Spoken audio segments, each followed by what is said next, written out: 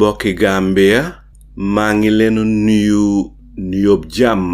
yërmande ak barke seeni mbokka Saliu Njaay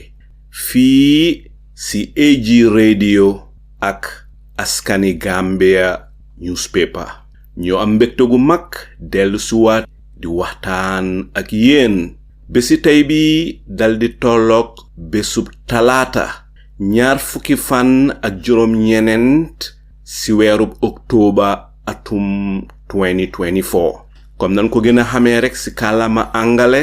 tey la Tuesday 29th of October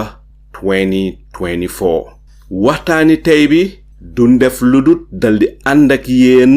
dal di dem foofa sa néegi député ya dal di si tànn kenn si député yi pour waxtaan ak moom waaye balaa ñuy dem rek dal di jëli ki nga xam ne mooy sun gan député bi nga xam ne moom la ñuy waxtaanal mbokk yi nen leen xoolaat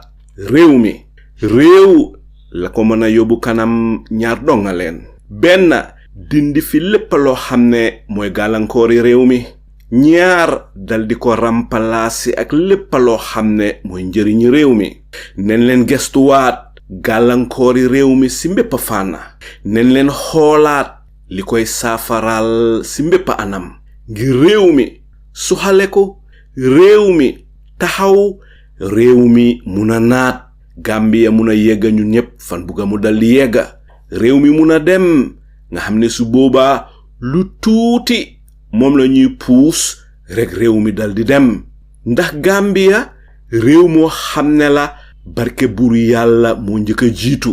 ñaani niti dinay toppa booleek ñaani maam yi ndax ñun dara manke wuñu te sa dëgga dara jombuñu lépp lu nit aajowoo fi si àddina pour réewi Gambia mën a dem kanam sa dëgga buur yàlla may nañu ko ba noppi géej yu nangu ak la sa biiram suuf su naat ak la sa biiram teg si dolli buur yàlla may ñu xel rek koom-koomi boppam la bon suñ jëlee suñu xel mi xelli ko nas ko ñaw ko daas ko namma ko binda ko waxtaanee ko jàngale ko teg si dolli di ko jëfoo dinañu jural ay njëriñ yoo xam ne suñ njorta sax musu fa woon a yegga waaw ñun Gambia lu tax ñu daldi am xéewal yi yépp ba noppi te mënu na lijjanti réew mi buñ xoolee mbéy mi nappa wérgu yaram dëkkuwaay dundugu seer ut liggéey yu jafe école yu seer garab yu seer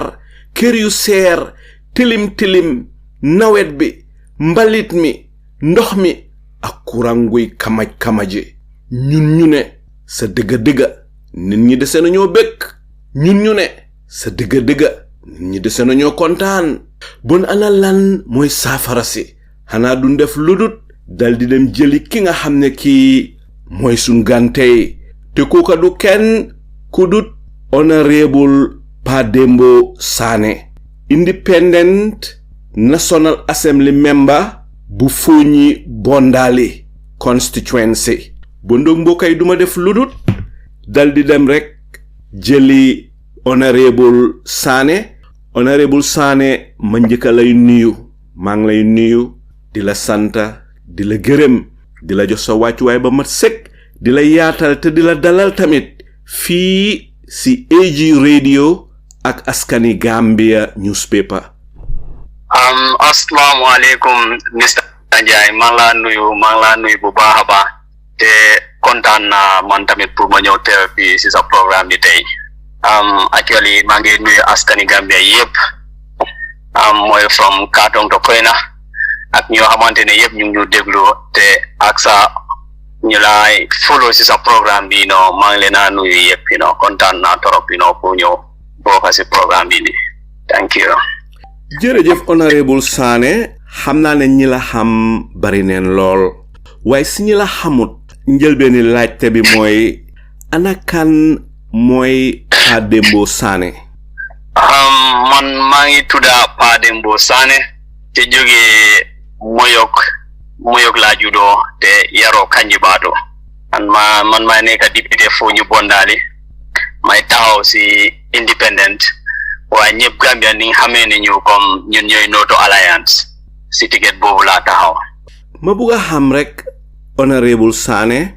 am nga ay jabar ndax am nga ay doom ba pare ñaata at nga am buy wax ñaata at nga am exactly waaye ndax yaa ngi si sa 30 si ndax yaa ngi sa late 20 si.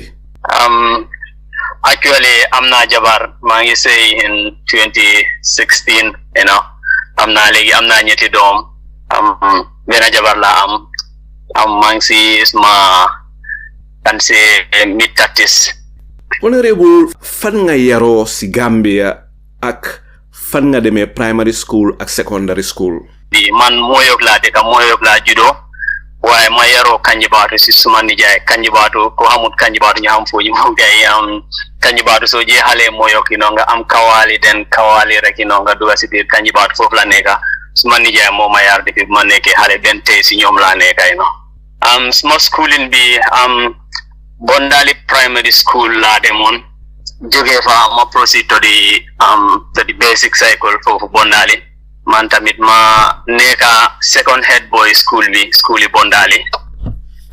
bu ma jógee foofu ñëw Newsrat senior secondary school bu ma jeexalee Newsrat secondary school defoon naa UQ benn at so ma bugg a proceed dem si college bi waaye lucky ma pour ma am si college bi bon recently maa ngi continuer di dem si UTG bi depuis last year last start maa ngi def public administration laa nekk di def si UTG bi léegi. jërëjëf Honourable Pa Dembo Sanneh ma bëgg a xam rek lan moo la dugal si politics ak lan moo tax bokkuloo UDP lu tax bokkuloo NPP lu tax bokkuloo GDC lu tax nga taxaw under an independent ticket. Actually politics si njëlbeen yoon mooy nekkutoon loo xamante ne daal if like mun naa la wax ne politique nekkutoon suma yoon daal waaye comme like luñ dee wax rek doomi aadama natu yàlla lum la yàlla lum la nata rek natu yàlla bi la rek mun naa wax waaye nonetheless I can say man depuis bu ma nekkee xale knowing very well fu ma jógee mooy Foni so soo xamee Foni da nga xam ne the people of Foni especially the young ones ñun dañ juddoo fekk APRC so xamuñ benn parti bu dul APRC be xaajo bi bu mu ñëwee amee Noto Alliance ak mun nañoo Noto Alliance as you know is not a full-fledged party but we can say we are independent candidates. So loolu moo tax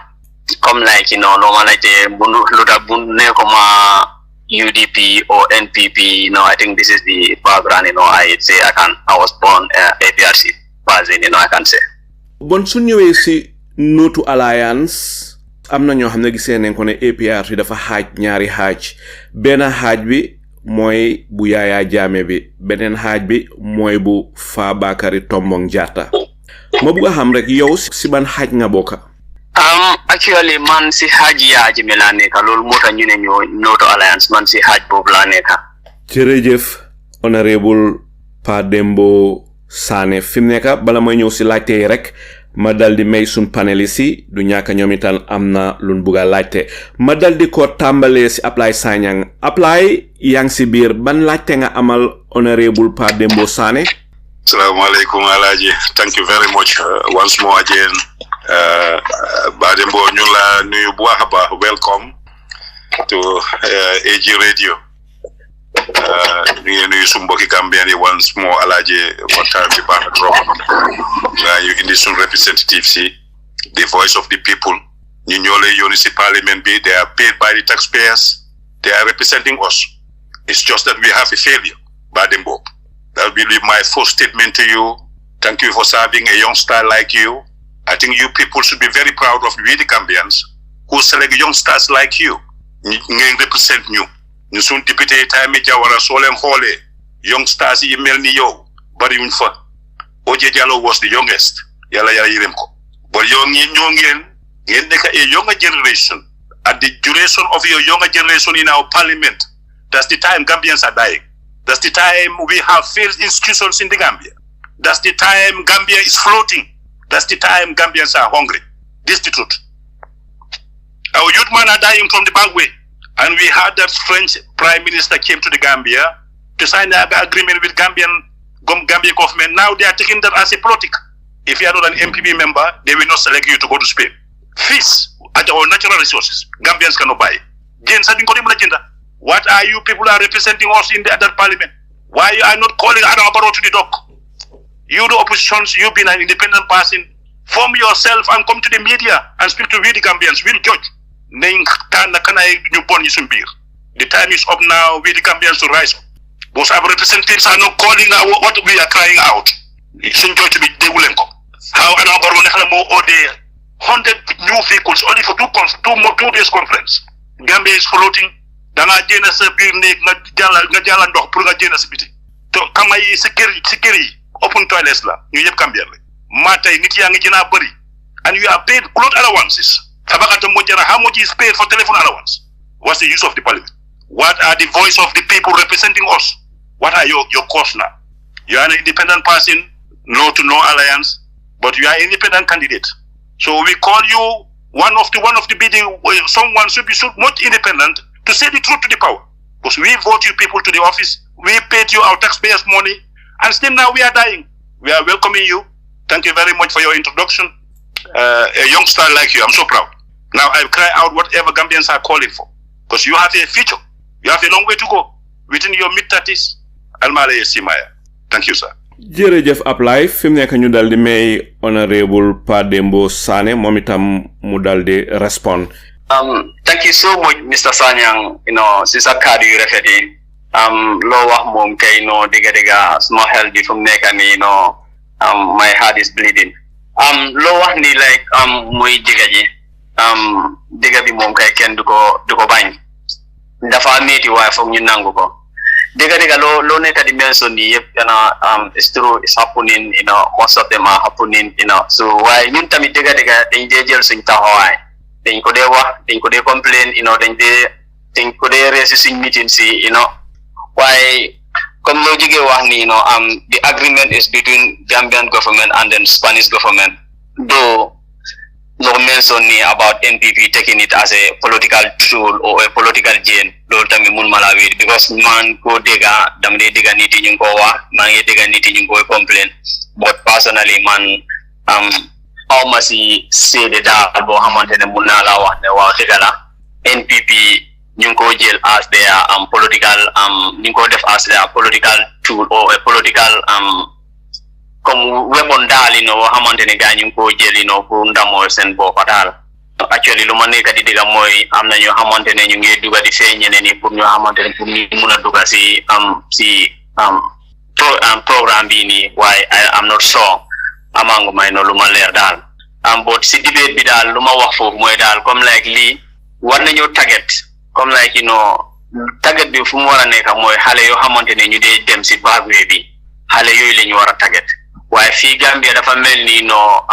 Gambia soo waxee youth da nga gis ne mag yi sax ñoo xamantene dañoo jéena di parade seen boppa comme youth te lii yëpp dégg nañ comme like ñu ngi ko defee pour naka la ñoo mun a aaree suñu xale yoo xamantene ñu dee jaar si yooni gannaaw bi boo xamantene is fu mu nekk ni neexuta wax waaye mu ngi do havoc in all of us in all our families in the Gambia here, whether you are directly affected or indirectly. Why fu munta mel moom kay bagwe bi mun na la wax ne Gambia ni yëpp la laal. So waaye process bi luñ doon jooyantu mooy na process bi jub, na process bi nekk loo xamante ne lu set, mu nekk loo xamante ne dafa jaar si yoon. Loolu lañ doon jooyantu si parlement bi te wis gaa ñuy defee ko noonu tamit. Jërëjëf Honourable Sanneh, fi mu nekk ma dal di ñëw si Mr. Bura Diba. Bura, yang si biir ban laajte nga amal Honourable Pa Dembo Sanneh. Waaw man maa ngi dooree di gërëm kii Honourable waaw lim ñëw AG radio so ñu ngi koy welcome bu baax a baax a baax waaye ba léegi di ko gërëm di ko sant man nag dinaa ko laaj pour mu explainer ma tuuti rek about comme taxawaayam ci living National Assembly bi force so nañu jox like short explanation comme moom ñi ñoo ñëw bu yàggut li ñu understand mooy APRC ñoo fa nekkoon ñu àndoon na Fabakary Tombong Jatta so after bu lii xewee ñoom ñu ñëw as APRC Notu Alliance waaye dinaa bëggoon mu jox ñu background information xaw ma ne def na ko Alaaji Saliw moom si ban comité la bokk ak bu ñëwee si National Assembly bi naka la fa gisee lan mooy fudulam foofu lan la fa nekk di def so mu explain ñu foofu tuuti rek ñu am little bit background about moom xam nga participation am in the National Assembly then su boobaa from foofu dinañ mën a prepare questions jërëjëf. Thank you so much, Mr. Diba. Si sa layta bi kay am na solo torop. Actually bu ma ñëwee si néegi député bi dafa nekk loo xamante ne comme ku nekk rek soo duggee si a new institution or a new environment, you have to learn, you have to allow yourself to be steady and then continue learning and then stuff like that, Well, alhamdulillah, bokk naa ci depuis bu ñëwee so léegi ñu ngi ñëw am ñetti atu daal mun naa wax ne maa ngi jàng lu bëri te man tamit maa ngi yëngatu si fànn yu bëri tamit mooy comité yu ma bokk mooy maa ngi health committee maa ngi youth and sport and tourism after man maa ngi legislative subsidiary committee though the most active ones are the health and then youth and sport because mun naa wax ne si fànn youth and sport daa de jëna yëngatu depuis balaa ma nekk député daal so my background bi tuuti I was a coach coach naa be ma def suma D license bi so da nga gis ne suma yëngatu lu bëri woon si biir fànn youth si laa ko defoon more specifically in football daal so si fanna bobu la de yangatu so suma actually participation bi si National Assembly mooy I'm representing Bondali as a district or as a constituency luma de jena yangatu fofu mooy comme suma nit sen problème bi dama ko de yegal si National Assembly bi like lu demee comme courant time bobu yoni ndox ñoo xamantene amuñ ndox so health lopitaan yi tamit so loolu yëpp dama si dee yëngu te comme dama dee bokk si committee comme maybe suñ delluwee suñ xel baag buñ amoon fii AKI I think you remember AKI buñ amoon AKI bokk naa si committee bi health we did the inquiry so I was also involved in that inquiry so just not long ago the FGM I was also involved in that inquiry of female genital or whatsoever you may call it. I'm sorry, maybe the language might be a bit harsh. Bokana si inquiry book tamit So basically si committee come like mako waxe health ak youth and sport book la de jena yengu tamit bokon na tamit si ni health refugee matters demoon naa ba Bissau ak the refugee commission foofu tamit demoon naa fa def nañ fa yëngu di the situation of the refugees more so the homeless people so boobu tamit bokk naa si yëngu foofu jërëjëf Honourable Sanneh fi mu nekk ma dal di ñëw si Jibril Fadia Jibril yaa ngi si biir ban laajte nga amal Honourable Pa Dembo Sanneh. Assalamu alaikum maa ngi leen a nuyu di ñaanal radio askani Gambia yàlla def liñ si soxla yëpp yàlla may la ko mu toog ba nekk radio barke alquran barke Mohammed loolu lay njëkkee di nuyu déglukat yi yëpp yu panel li si njëkkee ko si yow Alaaji Saliw mi host Bura Diba ak Ablaye Sanyang suma NCP ba pare di nuyu suma mbokki APRC suma mbéyki APRC Green Revolution Green of the Green waaw mooy Pa Dembo Sanneh balaa man jërëjëf kontaan naa tey moom pour am fi suma mbokka APRC benn la APRC du ñaar Pa Dembo APRC la breakaway dafa am because of bokkuñ xalaat ci décision biñ make loolu moo tax waaye ba léegi green la moo tax mu nekk independent du dem UDP du dem fen kii APRC la comme man ni ma nekkee APRC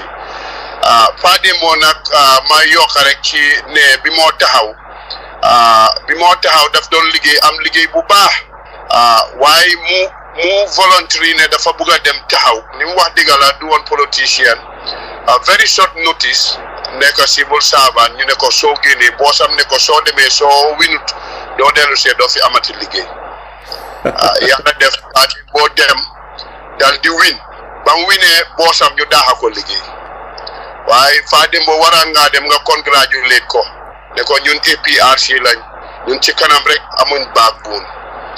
di la sant di la gërëm nit la koo xam ne ku am yar la ci parti bi man recognize naa ko bu baax a baax ko am yar la suñ député yi ndax am suñ député Foni yëpp député yi dëgër lañ ñun ba léegi dañ leen a support waaw ñun ba léegi APRC lañ ñu ngi work on ni ñoo dellu si waatee defaraat suñ parti bi ñu nekkaat benn xam naa ne li ñu divide rek mooy affaire yi alliance biñ make ak président Adama Barrow waaye ba tey rek may emphasize ne ñu taxaw bu baax a baax Pa Dembo li nga def si house bi ñu ngi ko dégga yéen ñëpp almaami ji ba nekk seen mag nekk foofu li ngeen a def yëpp ñu ngi koo gis yéen a ngi def the right thing stand for what is in the best interest of the Gambia man moom dama laa compliment digga ndax xam naa lu bari si yow loo xam ne sax man xamuloo ne man xam naa ko si so di la sant di la gërëm bu baax a baax di dégloogum gaay waaye Ablaye nag xamal ne suñu NCP la so bul ko déglu li moo wax jërëjëf Jibril Fadia si wax yu sell yu rafet yooyu leen fi mu nekk ñu dal di may Honourable Sanneh rek mu dal di tontu Jibril Walaikum salam Mr. Fadia kontaan naa torop with your those words anyway come daf ma beta daal I don't know how do you get all those information that you are saying but nonetheless maa ngi laa jërëm bu baax a baax wax nga dëgg moom the other thing boy come like Jibril Fadia and others Malik is it Njai or I forgot I was Malik Mbai and others I was following them now I've been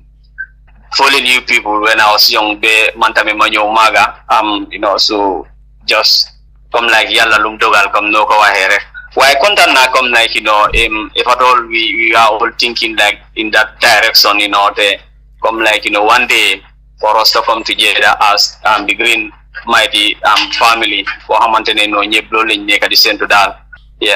content na trop Mr. Fadia jërëjëf Honourable Sanneh fim nekk mu am rek luma bëgg laajte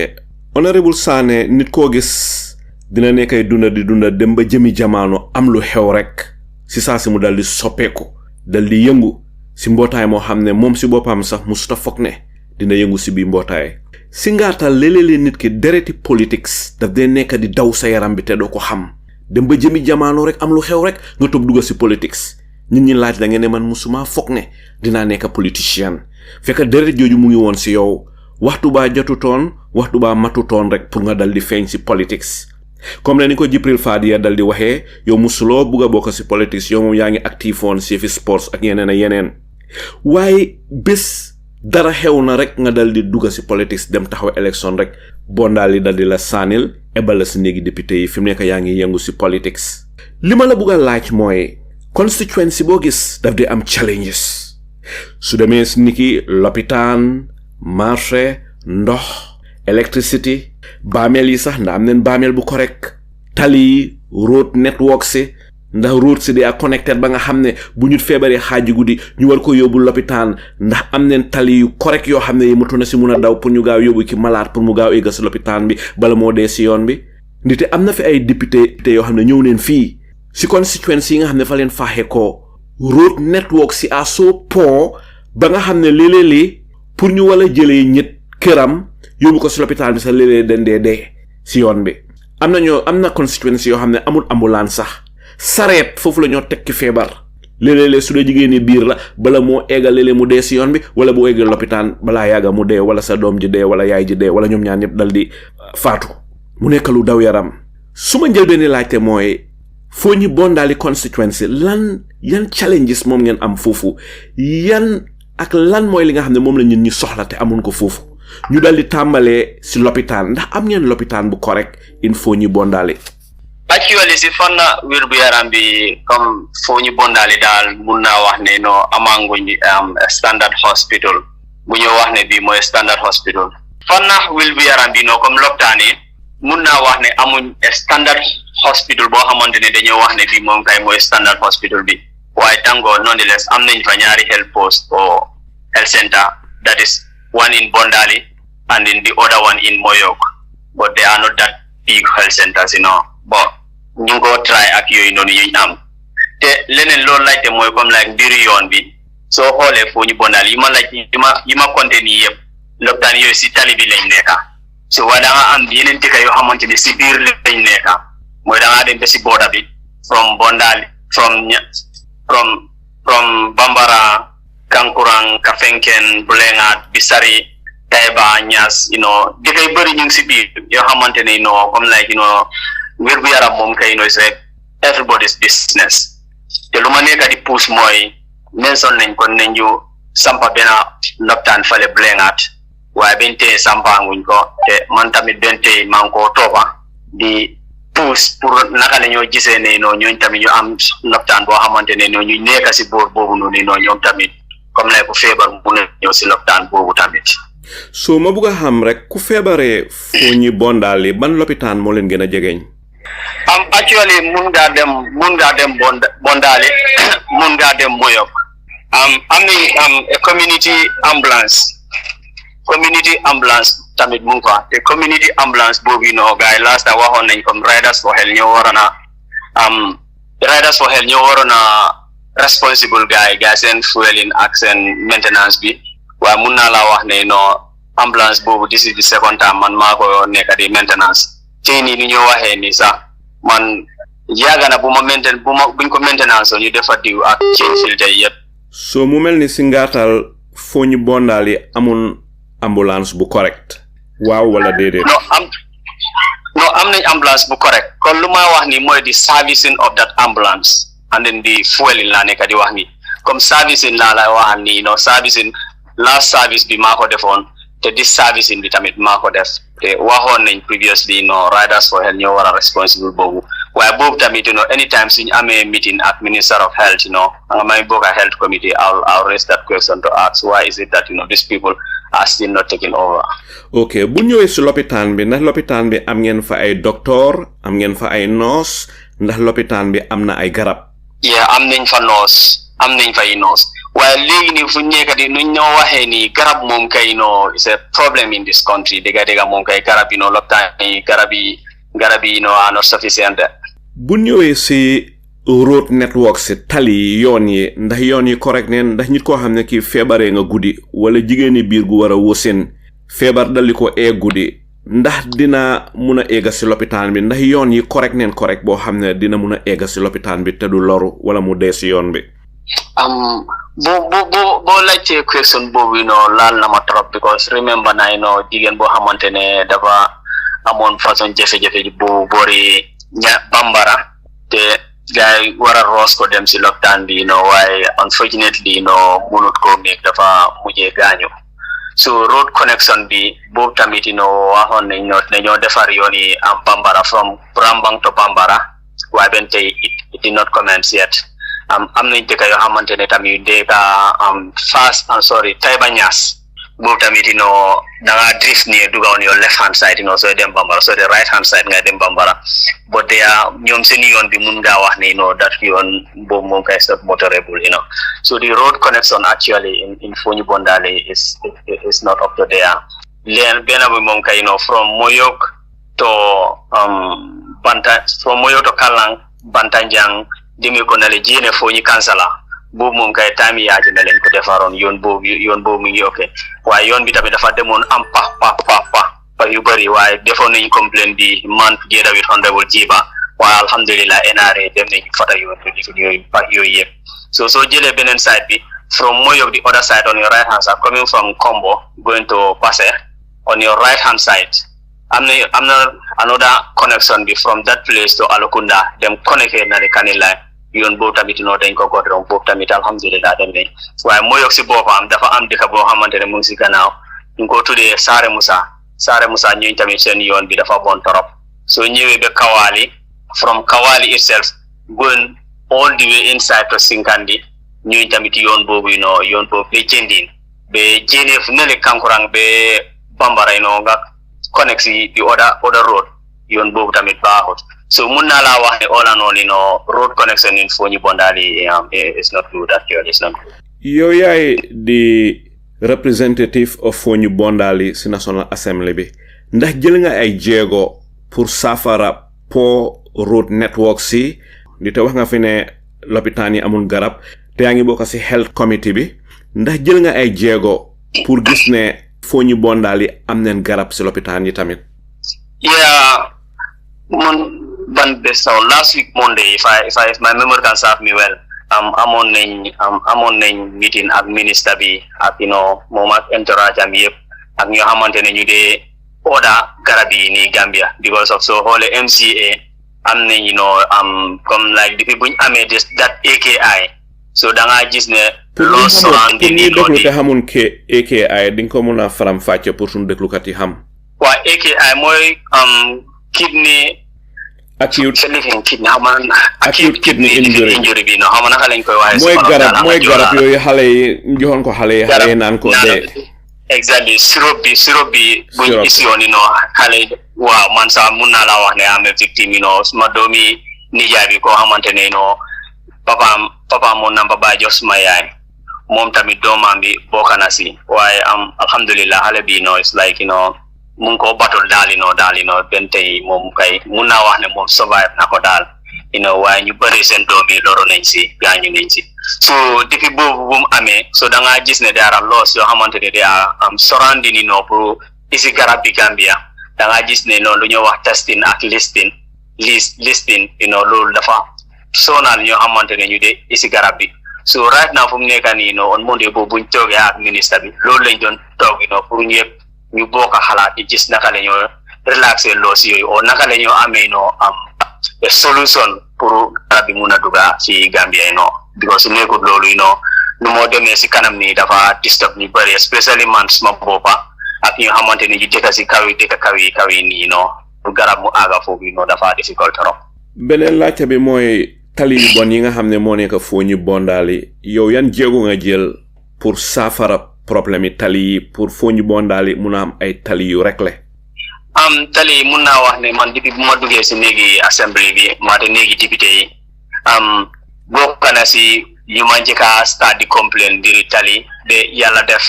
ñu wax ne dañoo defar tali yooni Bambara from Brambang to Bambara. Maybe you might not understand that areas, but I think maybe those who understand those who know there will understand what I'm trying to explain. From Brambang to Bambara, then the other one more from Nyefi, first chairman, Nyantempo, first chairman, Duge ko nonu Nyefi Nding ak Nyefi ba dem connect fale si yoni Kanela bi the other side, So bo kay waxon nañ ko comme like nañ ko defar so I'm still following the first champ Tebanyas pour comme like waxon na minister bi comme like comme suñu defar yoon bobu ni def by all means for them to cater that one even whereas boko ci plan bi waaye mun nañ fa tour helifin hair ak machine bi pour mu dame ko da nga gis ne yoon bobu dafa nekk because fo ñi am nañ hair boo xamantene we have very very good stones yoo xamantene so ko defee bu baax bala mu jéena dafa difficult trop. jërëjëf Honourable Pa Dembo Sanneh fi mu nekk ma dal di ñëw si Baboucarr Mbodj Mr Mbodj yaa ngi si biir ban laajte nga amal Honourable Pa Dembo Sanneh. Alaaji Saliou maa ngi gërëm ñi déglu ak ñi nekk si forum bi yëpp yàgguma dugg si waxtaan bi nag waaye dégg naa tuuti especially about garab seen clinique si amul garab So man ma bëggoon a laajte yan façon garab moo fa manqué is it essential drugs moo fa manqué su fekkee ne am na tamit naka price bi tamit ndax ñoom ñi nekk in parliament comme que amoon nañoo ñoom meeting last week I was at the meeting ndax toog nañ ñu seet lan moo tax garab amut ak lan moo tax prices bi yéeg ak ñoom lan lañ mën a def pour influence nga xam ne dina mën a stable. jërëjëf Mr. Mbodj fi mu nekk ñu daal di may Honourable Sanneh mu daal di tontu. Thank you so much Mr. Mbodj. Because of all demand and supply da nga gis ne wherever supply is less obviously price bi dafa egg so manqué garab bi no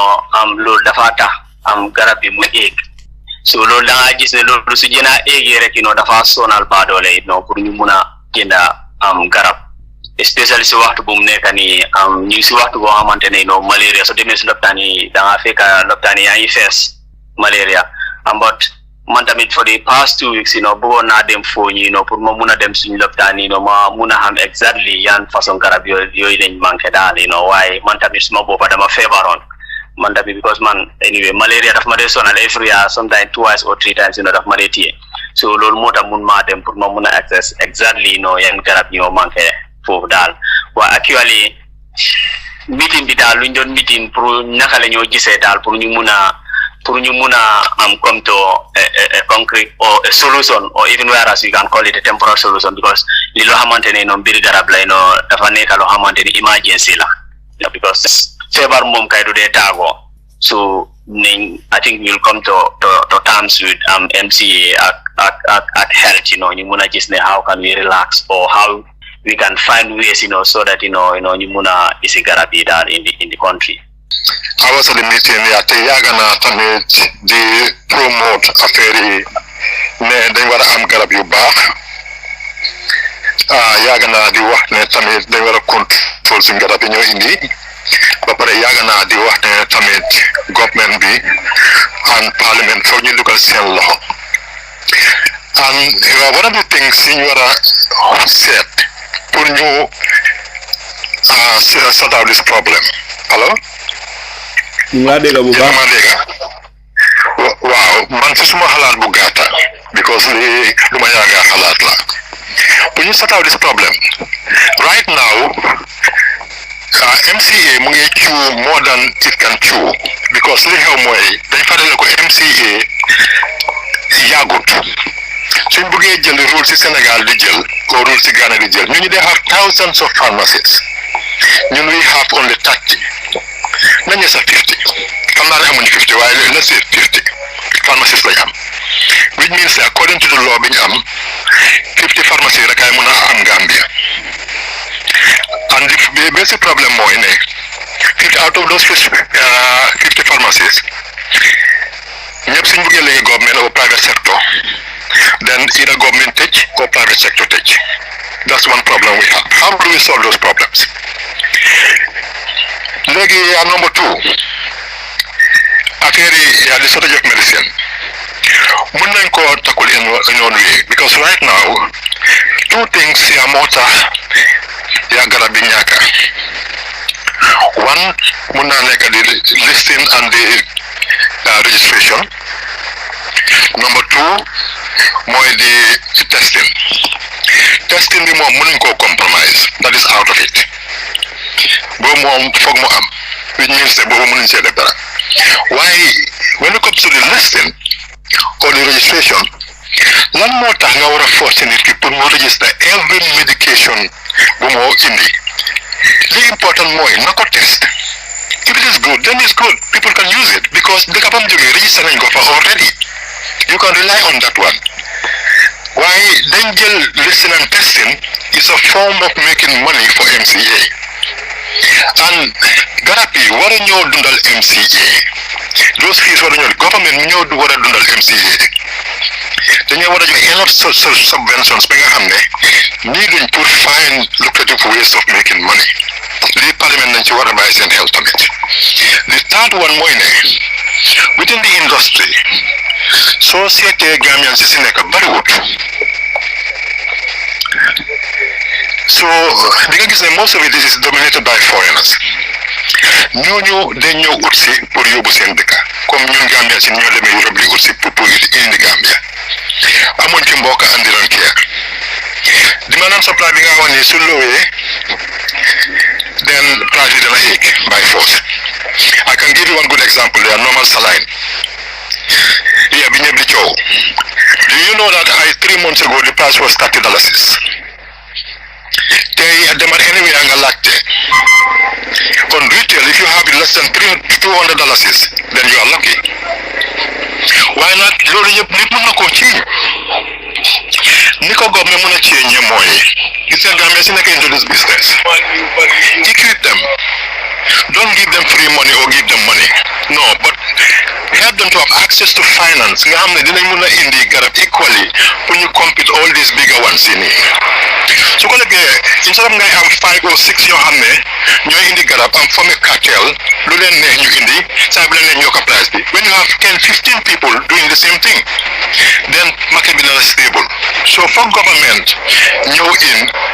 comme li Sénégal defoon Sénégal dañ all these small pharmacies su ndaw yi yëpp ñu ngi ko faas ñi ñëpp soo ko seetee ay 30-40 companies together ñoo ko moom together ñu ne la ñaata xaalis ngeen bëgg ñu ne nangam xaalis lañ bëgg ñu ne ok ku si nekk demal nga wax fan nga oodee garab nga dem ooda garab bi ñoom ñu feeñ ñooñu duñ la jox xaalis su garab bi ñëwee ñu xam nga garab bi moom ñëw na si dëkk bi government is doing this health insurance they can sell to government at a very cheaper price so di nga gis ne in this way dinañ ko mën a sustain bu baax a baax a baax ndax door ngeen di xalaat into those terms loolu laa bëggoon a laajte. Exactly, come like listing at testing bi just after such meeting bobu man sax mo boba demoon naa ba toog bang I was trying to comprehend these two words listing and testing so come like maybe whenever we have a meeting with them question bobu la bëggoon a laajte so ñaari daal suñ mënee understand ñaari daal if at all the medicine is already tested so why can't we forget about this thing but I would like to know exactly the meaning between this the difference between listing and testing that Mr. Mbodj the difference Mr. Mbodj well I can tell you the difference when it's listing that means that the garabi do need all the documents you need for registration. It's not registered. It's a temporal certificate boo xam ne allow nañ la pour nga indi garab bii nii and you heading towards of registering it. loolu mooy listing. For example, the listing only takes 1 year and it costs about $25 if I can remember for every product. Okay, testing bi nag mooy lan mooy pour su garab gi ñëwee ñu test ko seen ndax correct na. No. Lan mooy testing? No, the testing is another one because it's listing and registration. Registration bi mooy you have to register the product itself and with all the dossiers and everything, and that is the cost is very huge. Okay. Because the research and everything it can take up to 6 months just to register one product. Waaw loolu moom yàgg na waa lan mooy testing nag pour ñun mi ko xamut. No, testing mooy ñaari façon testing moo am. You have a pre-shipment testing ak testing at site. Bu fekkee ne ñun am nañ lab si dëkk bi su garab yi ñëwee fii dañ ko yóbbu si lab bi ñu test ko before nga mun koo jaay. Foog nga ne Gambia am neen those facilities pour garab yi de dugg si dëkk bi ñu leen a test. No, some of them. Right now tamit they are working on a lab boo xamante ne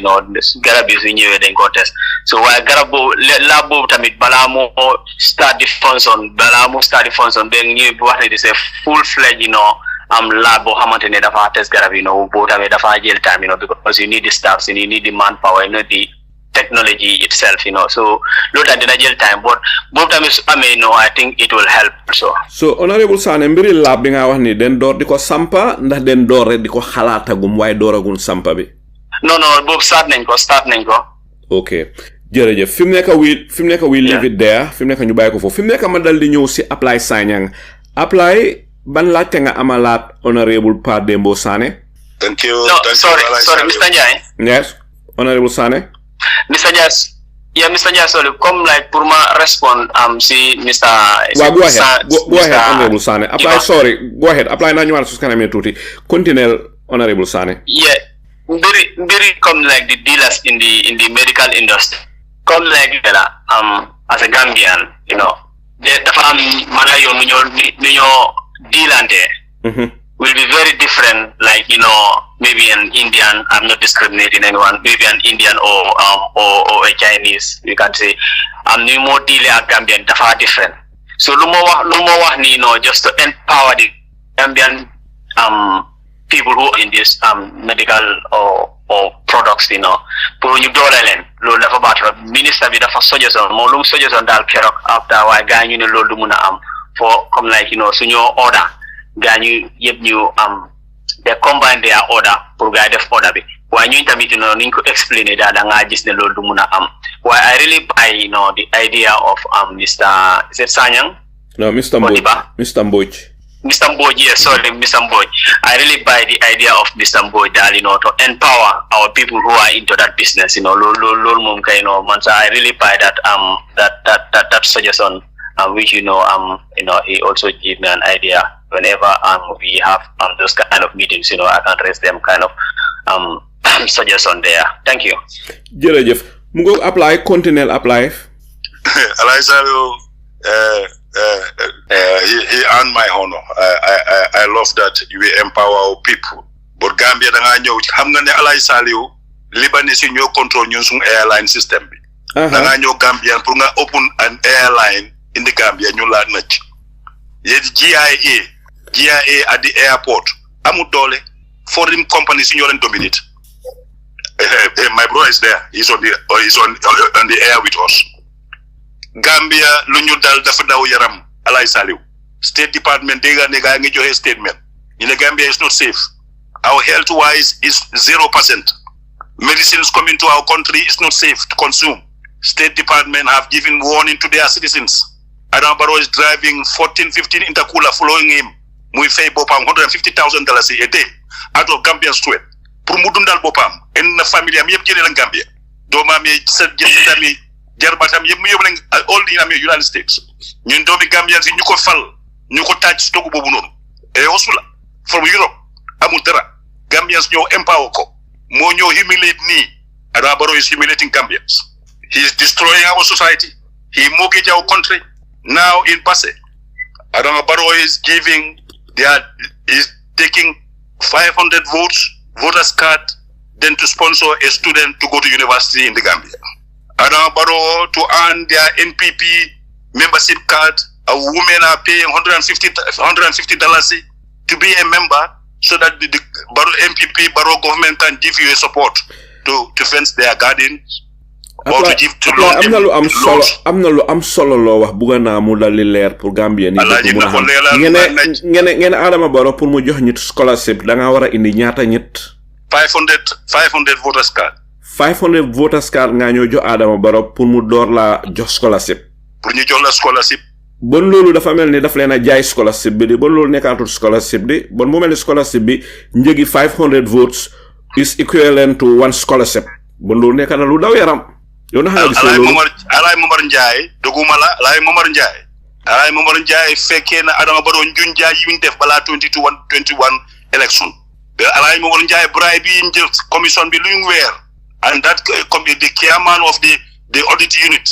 that chairman also should be very careful. Adama Barrow lu ko def lo ñun Gambia ci nañ ko xam elek. I'm very happy nga indi Mr what's his name again? Honourable Pa Dembo Sanneh Balaman. Brother, taxaw len Gambian si suñ doom yaange de State Department statement buñ joxe criminality in the Gambia is not safe.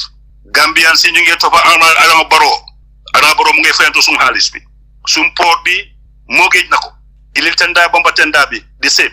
gaay ngeen nango $150 suñ jigéen yi Adama Barrow wax nako last time mu jël gaay xaliss yi mo MPP gaay jël leen xaliss suñ jigéen yi bala 2021 election be defu dara. This time the same thing. APRC, if at all you are clean, don't associate yourself with Barrow. If at all you are calling Jammeh being a noble, don't associate yourself with Barrow. Dota suma dege suma brother mine APRC is one, did it. Jibril Fadia Abla is not the NCP. Don't paint me with no color in the Gambia. Diga bi len soxla fum nekani. Gambia diga len soxla fum nekani. Ñu yeb ñu nekk ben. We rescue that country. The allié di better. Ada baro ndende bum sampani ngay jël 500 voters card sun domi pour ñu sponsor la university. Ñu ngay jël $150 pour sun jigéen yi nekk bi mbasip. Basse mo jaxase na yeb dafa dem test bopam de pour tatam bi. Dafa dem test bopam. Ada baro ñu ko topa fu mu na duga. Gambians need their country back. Sun doom yaa ngi dee yoni gannaaw. Thank you sir. Jërëjëf apply fi mu nekk ñu dal di may Honourable Pa Dembo Sanneh. Pa Dembo ndax am na loo bëgg a tontu si li apply wax. Actually, Dawna Yaram the revolution that he is doing actually, it's really appalling, because sponsorship mom kay nit warlo si jël dara si nit nga na yang ko sponsor bo moy kay yang mu ko fedal. Even whereas dan ko like mu dem easy like let's say 10 people or 10 voters card you have to go and struggle for them. So the lo xamantene dal is actually happens lolu Dawna Yaram torop. Anyway, come like mo waxe mbiri dal we need our country back. Digala because so coalition bi bu ñëwé in 2016 2017 actually Gambians dañ sentu wuñ lu bari. Why so ñun when we were crying many people did not understand what they were thinking was like baby the Foni people were bitter because of Yajeme Kunjene. But it's not only that so me 2016 27 so come like in Foni Council ñun wax nañ ko be sona come like so them come like even Barrow himself into his place so again Senegalais point bi si lifin bi leen ko teg what is the name si bridge bi leen ko teg te foofu koof la so moto yi ñoo duggee nii ñu bëri lor nañ si moto yu bëri daanu nañ fa te man sax today man my president bi I don't think I'll be very comfortable in the way my convoy will be maneuvering those big checkpoints so ñun wax nañ loolu lu yaaga so xoolee nga dem soo dem Kanilai there is this military post Senegalese military post ñu fa ñoom tamit ñu fa so demee Kampenna the same thing ñun suñ xale yi ñu xamante ne ñu ngi maaga ñu ngi dem school every people those big amounts then whatsoever xale yi li ñoo def mooy maybe if you don't mind ñeneen yi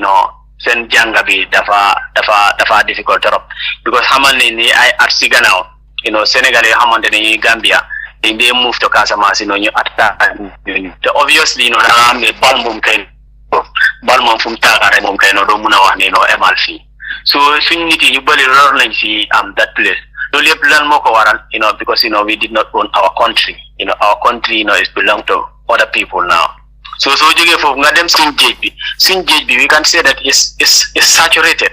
suñ géej bi léegi fu mu nekk nii gaal yi fa dee dem mooy gaal yu xamante ne am doole ñun suñ nafakat yi amuñ doole boobu boo xamante ne they will compete with those people. So the last time joxan nañ youth yeneen youth ñu jox leen gaal ak lifin naka mbaar so da nga gis ne yow big people fu ñu nekk nii moom kay yow gaal fan nga yem ñan ñoo jox ndaw yi gaal ak mbaal ñan ñoo leen ko jox nguur gi ndax sa constituency bi nga bokk yes no government because my area is not that much a big fishing environment or place daal can say nguur bi am na ñoo xamante ne di village the coastal areas yoo xamante ne they support the youth with this fishing boats and then nets waaye da ngaa gis ne ñooñu they can't compete with these people ñoo xamante ne they have these big trawlers they are patrolling our like what they get it yow lan nga foog ne moo mun a saafara loolu ndite li nga wax dëgg la borom gaal yu ndaw du mun a compete borom trawlers yu mag yi nii te ñu moom trawlers yu mag yi nii ëpp doole gi yëpp ñu nga jógee bitim réew surtout suñ mbokki Chinese si yow yaa ngi bokk si néegi député yi ma bëgg laa laaj rek Honourable Sanneh lan nga foog ne moo mun a saafaraal mbiri nappa gi daal man lu ma foog mooy comme like we have to revisit the agreement that the government has put all the agreement that buñ ak ñooñu the season waaye dañ ko war a revisit so they we can turn we can turn it we can turn the table, that will be for our own betterment, because no more them, fi jen monka, jenny monka do je, why, man, small halad, the far jen, because bury be over monka, then façon bali they use monka, hamnane at the yagani, the young manka jen there. jërëjëf fi mu nekk Honourable Sanneh bala maa ñëw rek si buraadi ba ak Jibril Fadiya mu am ne lu ma la bëgg a laaj Honourable yow yaay député bi nga xam ne ñi la ebal si néegi député yi mooy Foni Bondali bi nga duggee si néegi député yi ba léegi du ñàkk a dem nga ay dëkk yu bari gis nga yeneen dëkk yi seen health service bi ni mel yaa ngi bokk si health committee bi ba pare yaa ngi bokk si sports committee bi gis nga tamit yeneen dëkk yi stadium yi am su ñëwee daal si wàllub sports lépp loo xam ne ndaw yi soxla nañ ko rek ñu ngi ko am ba mu sëkk noonu la dëkk di vibrante noonu la dëkk di mun a doxee waaye boo demee bitim réew nga dal di gis loola lépp nga ñëw Gambia gis na ñun Independence Stadium sax bu yàggul leen ko approve waaye ba gaay ñëwee check ko dañ ne déedéet lii is not fit pour ñuy fa play football dañ ko baanoon waaye lif neen baan bi boo ñëwee suñu lopitaan yi jarut ma wax la lopitaan bu mag bi nekk Banjul sax garab problème la gis nga li nga xam ne mooy xew si lopitaan bi corruption gi nga xam ne moo fa nekkoon te du ñàkk a nekk fa ba léegi yow loolu yëpp xam nga ko waaw dëkk yi nga dem boo ñëwee sa dëkk ñëw Banjul gis ni mel boo demee Foni Bondali gis ne lopitaan ba fa nekk sax garab yu correct amul yàlla rek xam ndax am neen docteur yi soxla ak nurse yi soxla yow yaa ngi solu yu rafet fa tabarakallah kos yu rafet nga dee sol du ñàkk yaa ngi dawal mu tub rafet ba pare nguur gi ñu ngi la jox li ñuy ooyee Constituency Development Fund pour nga mun a develop sa constituency bi soo si ngaatal Foni Bondali ak nguuri Gambia niti waa Gambia jox neen la lépp loo soxla pour nga mun a liggéey waaw ma bëgg laa laaj rek ndax sa conscience léeg-léeg du la dee hit soo toogee gis ne yaa ngi dawal moto bu correct di ko fu correct yaa ngi tukki dem nga dëkk yu bari waaye boo ñëwee Foni Bondali gis na lu bari amun ko ndax loolu du dee hit sa conscience naa ko gisee li ma la laaj. Mr. Njie loo wax ni dëgg la because soo xalaatee man su ma la waxee comme like depuis bu ma starté nekk député actually su ma waxee duma dee nelaw dama fen moom kay dama dee nelaw waaye comme like su ma nelaw bi ak comme like soo ma gisee da nga xam ne daal maybe people can say that I'm enjoying driving a luxurious car and then stuff like that. Why inside deep my mind or my heart sometimes it bleeds. Why? Because so all come like in conditioning halat niti come like the way they are living their day to day they survive that because only a swing position at times. Yeah, I get in me. Mr. Mbodj di nga mën a mute ara Mr. Mbodj noise baa ngee duga di nga mën a mute please waaw ok jekkalil Honourable léegi daf dee difficult for us comme like ñun dañ dee preview to many scenarios yi people will come to you ñun la explain seen problème bi ñeneen ñi ñëw with their problem story boo xamante ne comme like awma lu ma lekka ñeneen ñi ñëw ñu ne mas ma ba dafa feebar waaye garab so we are all privy into those kind of things why dafa difficult therapy because you cannot do it all but come like so ñëwee comme lay wax ni mbiri youth si ni yàgg naa ko joy si assembly bi especially si Minister of Youth and Sport comme like Foni Bondali naka lam ñu mun a dimbale ñun tamit am a multi sport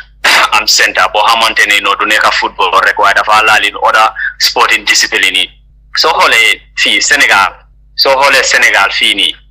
Sénégal in early 2005 so all in our youth when it comes to youth football when it comes football come like in the youth level Gambian we are doing very well ñun buñ started di dominate the youth living category that time Senegal they cannot stand us but today you look at Senegal they are far ahead of lan moo ko waral we did not invest in that area comme like ñun buñ started under 17 under 20 ak we should invest a lot in them areas ñu invest nekkut ne soo ñuy invest in football dañoo am fii nii Gambia no su ñoo wax ne invest dañu war a decentralize mu aga all the areas in the country. So xolé fi goal project mu ngi ni fi yundum goal project fonane the purpose pour guy def fa goal project bi moy how to nurture the young talents. But it is happening there? No. Do they happen for more, come like, maybe under 20 or under 21, so prepare for them, provide them, tournament outside, they just go there and come there and then do their training. But it doesn't mean for that, This is where, young people, very young people, and they have that, slogan, see, nyom FA, same slogan, naka, catch them young. But catch them young, where did they catch them? You can't see where they catch them. At the end of the day, danga just football bi dañu nekk di wax ñoo xamante ne ñu am wërsëg ñu recc they do good, and then at the end of the day, they will salvage their families and the country. Ñoo xamante ne mun nañu am luck, pour ñu am si dara. So xoolee si mbiri fana loptaani daal this last August ñu ngi jógee Rwanda. Waaye soo demee Rwanda ak fii nii soo ne danga compare ñaari it's like day and night. So come like we the Gambia, we need, we have a lot to do, we really have a lot to do. Te bob duñ ko mëna def, te ñun Gambians si ñoo wara take the responsibility. Ñoo wara jël responsibility. And then it's very unfortunate when it comes to voting, you never understand the way people vote, But come like, lo happen now. But I think, this is the right time, for all of us to come together and see before maybe your uncle or your father or your whatever relationship we might bring, but the most important thing, for us to see our country. Jërëjëf Honourable Sanneh fim nekk ma dal di ñëw si Bura Deba Bura ban laajte nga amalaat Honourable Pa Dembo Sanneh. Jërëjëf, thank you very much. Well, dina def little bit follow-up questions because laajoon naa ko si ban committee la bokk wax na ko loolu important na trop waaye dima ko bëgg a laaj mooy ñu delluwaat tuuti rek si health sector bi because comme moom si health committee bi la bokk bëgg naa ko laaj amoon na ay jamono so ñi bokk si committee bi moo xam ne foofu la bokkam moom si boppam xaw ma nag bokkoon na si ñu demoon round xool suñu lopitaan bi lana fa nekka si fekkee ne moom mu ngi fa woon mu dimbali ñu wax ñu yan lopitaan la ngay dem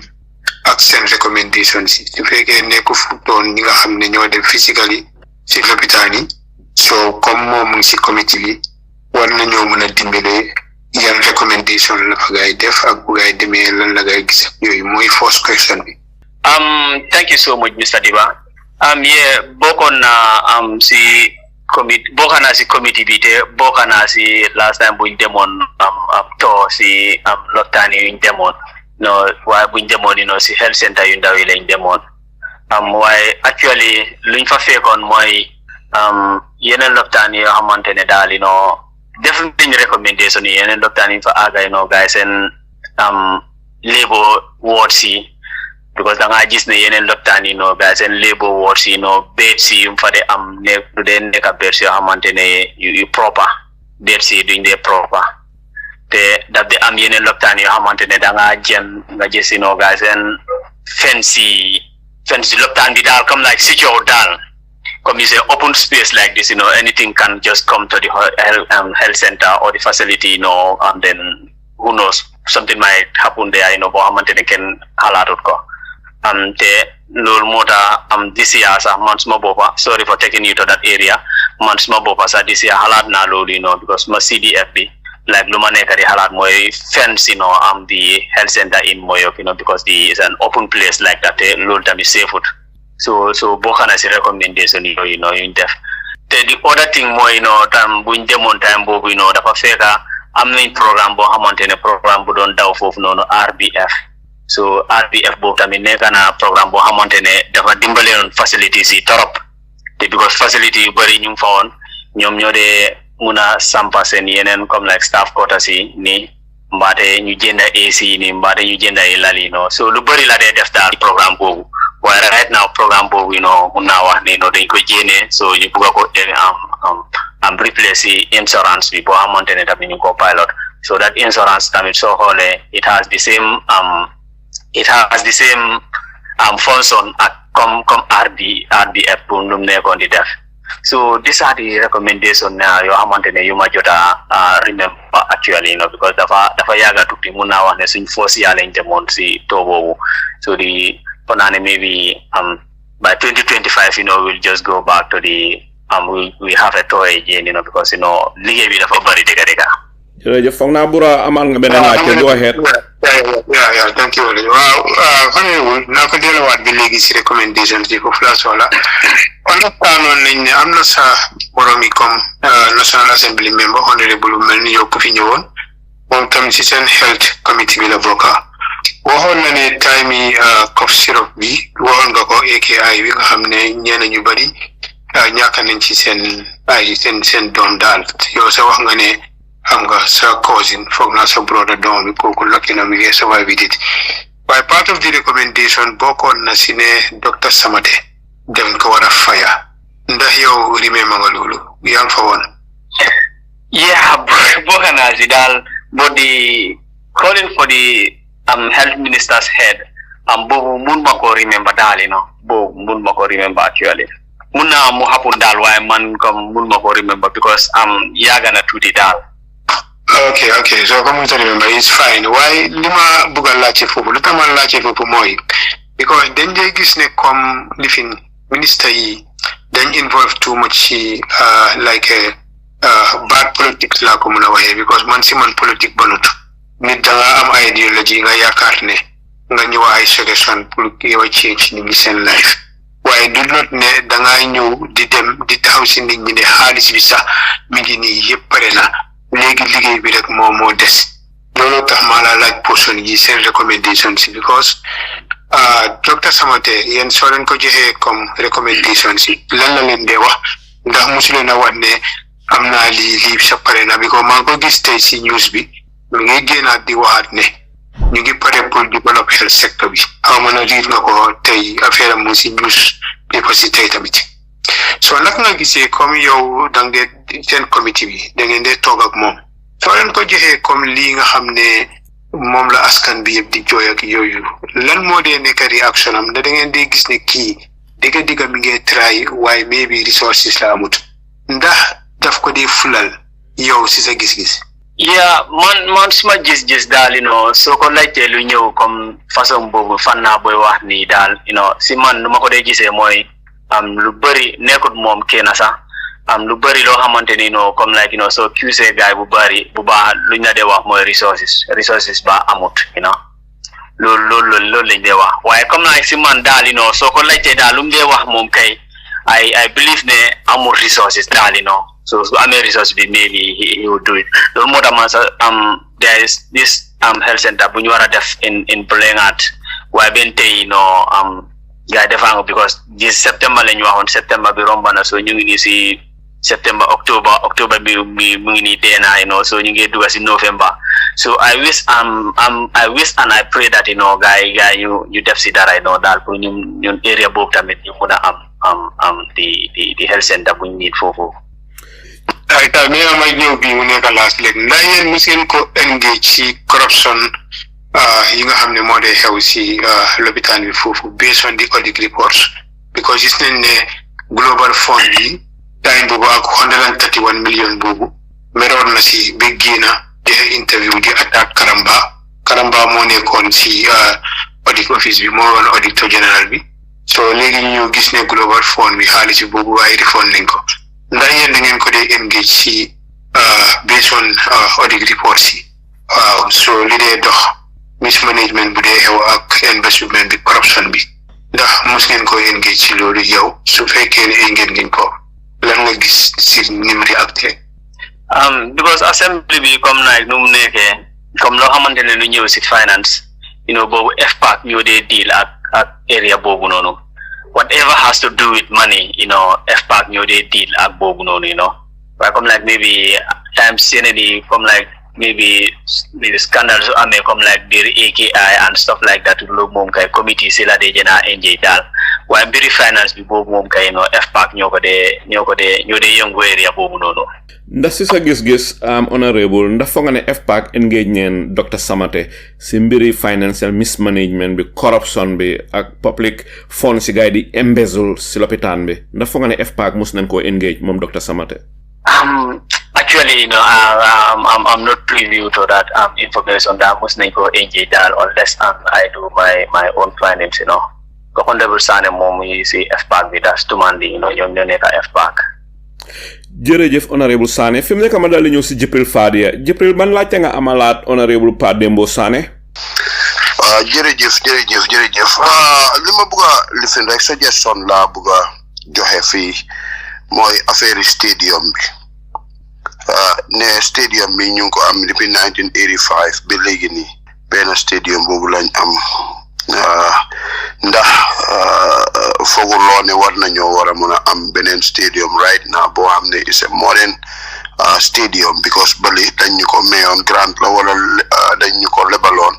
waaye ndax mënuñoo amaat beneen comme ni Sénégal def ni ñu amaat beneen boo xam ne dafa nekk in West Coast nga xam ne du nekk Bakaw waaye dafa nekk West Coast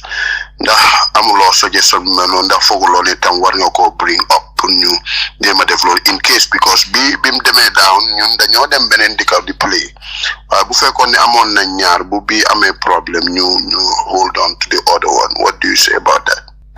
Mr. Fadia jërëjëf si sa laajte boobu ndax man soo laalee mbir football daal kay laal nga may that's really my area. Actually nekkul ne comme laajte ma musoon naa laajte ministre façon laajte boobu te man sax ma boppa wax naa leen if ñoom sax suñ bëggee space I'll give them a space in Foni Bondali whereby Gambia can have a stadium there in Foni Bondali. But so to come to your question daal gars buñ doon renovate di stade bi buñ ko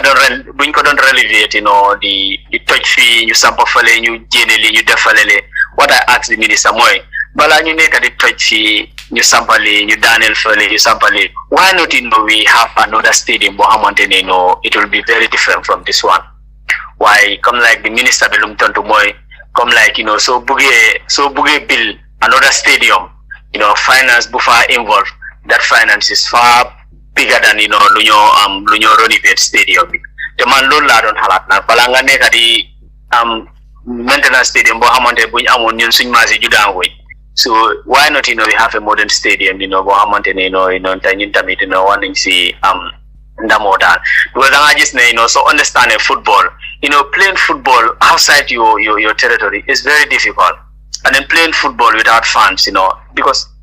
suñ advantage yi kon like soo waxee suñ home ground bi su doon Sénégal lañ amoon nangote pour Gambie di play foofu seen home games yi boobu da ngaa gis ne from here to Sénégal Gambien si mun nañoo dugga moto ñu dem Kia Boys yi waaye Morocco fale is far so ñun pour ñu play fii nii loolu moo nekk suñu advantage because of the home crowd daf day nekk di 12% in football because comme like tey Gambia suñu amee suñu waree play qualifier te dañ need match boobu suñ ko play outside maybe impact bi dafa des waaye suñ ko play fii nii Gambia ñu feesal stade bi teb da ngaa gis ne resource bi dafa demee suñ favor so mbir stade bi moom kay lu jara xalaat la bu baax a baax because suñ stade bi moom kay is a old one so it's better the government and then the minister of youth and sport start looking in that direction question boobu dama ko laajte façon question boo laajte actually li ma bëgg lii mooy affaire yi finance bi dëgg la ministre bi lu woo xaalis bu bëri la pour sampa stadium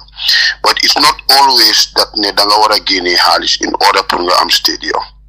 te am naa ne am nañ dëkk yu bëri yoo xam ne buñ leen engagé tooki Chinese yi si seen boppa sax pour ñu bilal ñu stadium nga xam ne ñoom dinañ mun di jël mboolem lu ñoo am seen xaalis bi seen liñ invest ñoom ñu jël yooyu noonu yëpp balaa Gambia di jël anything loolu soo ko defee si yéen da ngeen gën a indil different suggestion nekkul ne su waxee rek ne lii la rek mu conclude waaye yéen itam da ngeen a indi solution to the problem that is that ne da ngeen a think comme moom ni moo xalaatee yéen itam ngeen xalaatee noonu get ready for him because ñun ñëpp Gambie lañ gis yow mii da nga bëgg a football Gambie moom itam dafa bëgg a football Gambie la gis waaye nekkul ne lépp da ngaa génnee xaalis fii Amérique da ngaa bëgg a kër waaye doo génnee xaalis pour ne da ngaa jënd kër gi right away soo bëggee moto da ngaa mun a dawal moto te fekk fayuloo xaalis bi yëpp Europe the same thing. So loolu la àddina si di doxee so another way of financing it doesn't mean that ne government bi dafa génnee xaalis pour fay ñooñu waaye ñoom dina am ñoo xam ne they will willing pour ñooñu bil ko as long as ñu fa play ñu ngi am money ñoom ñu jël seen xaalis ba mu jeex then you hand over ñu stadium bi. Honorable. Very important question, Jibril. Go ahead, Honourable Sanneh. Mr. Fadi, I know what ni degala. Those mom I think even fee legally then could just go to credit union, you may take, a land there from teachers credit union rather, take a land there and then you start paying your land, gradually then ajehal. Neku dan ko fee at once. Law is a very good suggestion buba la dal, So bente dal, as far as man committee bobla neka mom we can put it to the minister, Jërëjëf Honourable Sanneh fi mu nekk naa la delloowaat back to Foni Bondali ma wala laaj rek Honourable Sanneh Foni Bondali what is the population ñaata nit ñoo fa nekk actually it will be very difficult for me to tell you exactly Honourable Sanneh yow yaay seen député bi war ngaa xam the population of Foni Bondali di you are very right. That's a slip from me. But I'll do all I can do. Just to know the population. Okay, I accept that for you. Nangul na. Okay, fi mu nekk li ma bëgg a laajte mooy ndax Foni Bondali am ngeen fa police station, a proper functional police station ndax am na fa. Yeah, there's a PIU post itself. Am nañ fa police station kay. Ndax am ngeen fa police vehicle moto boo xam ne su dara xewee police den dugga si moto bi dem toppatoo seen soxla def seen liggéey.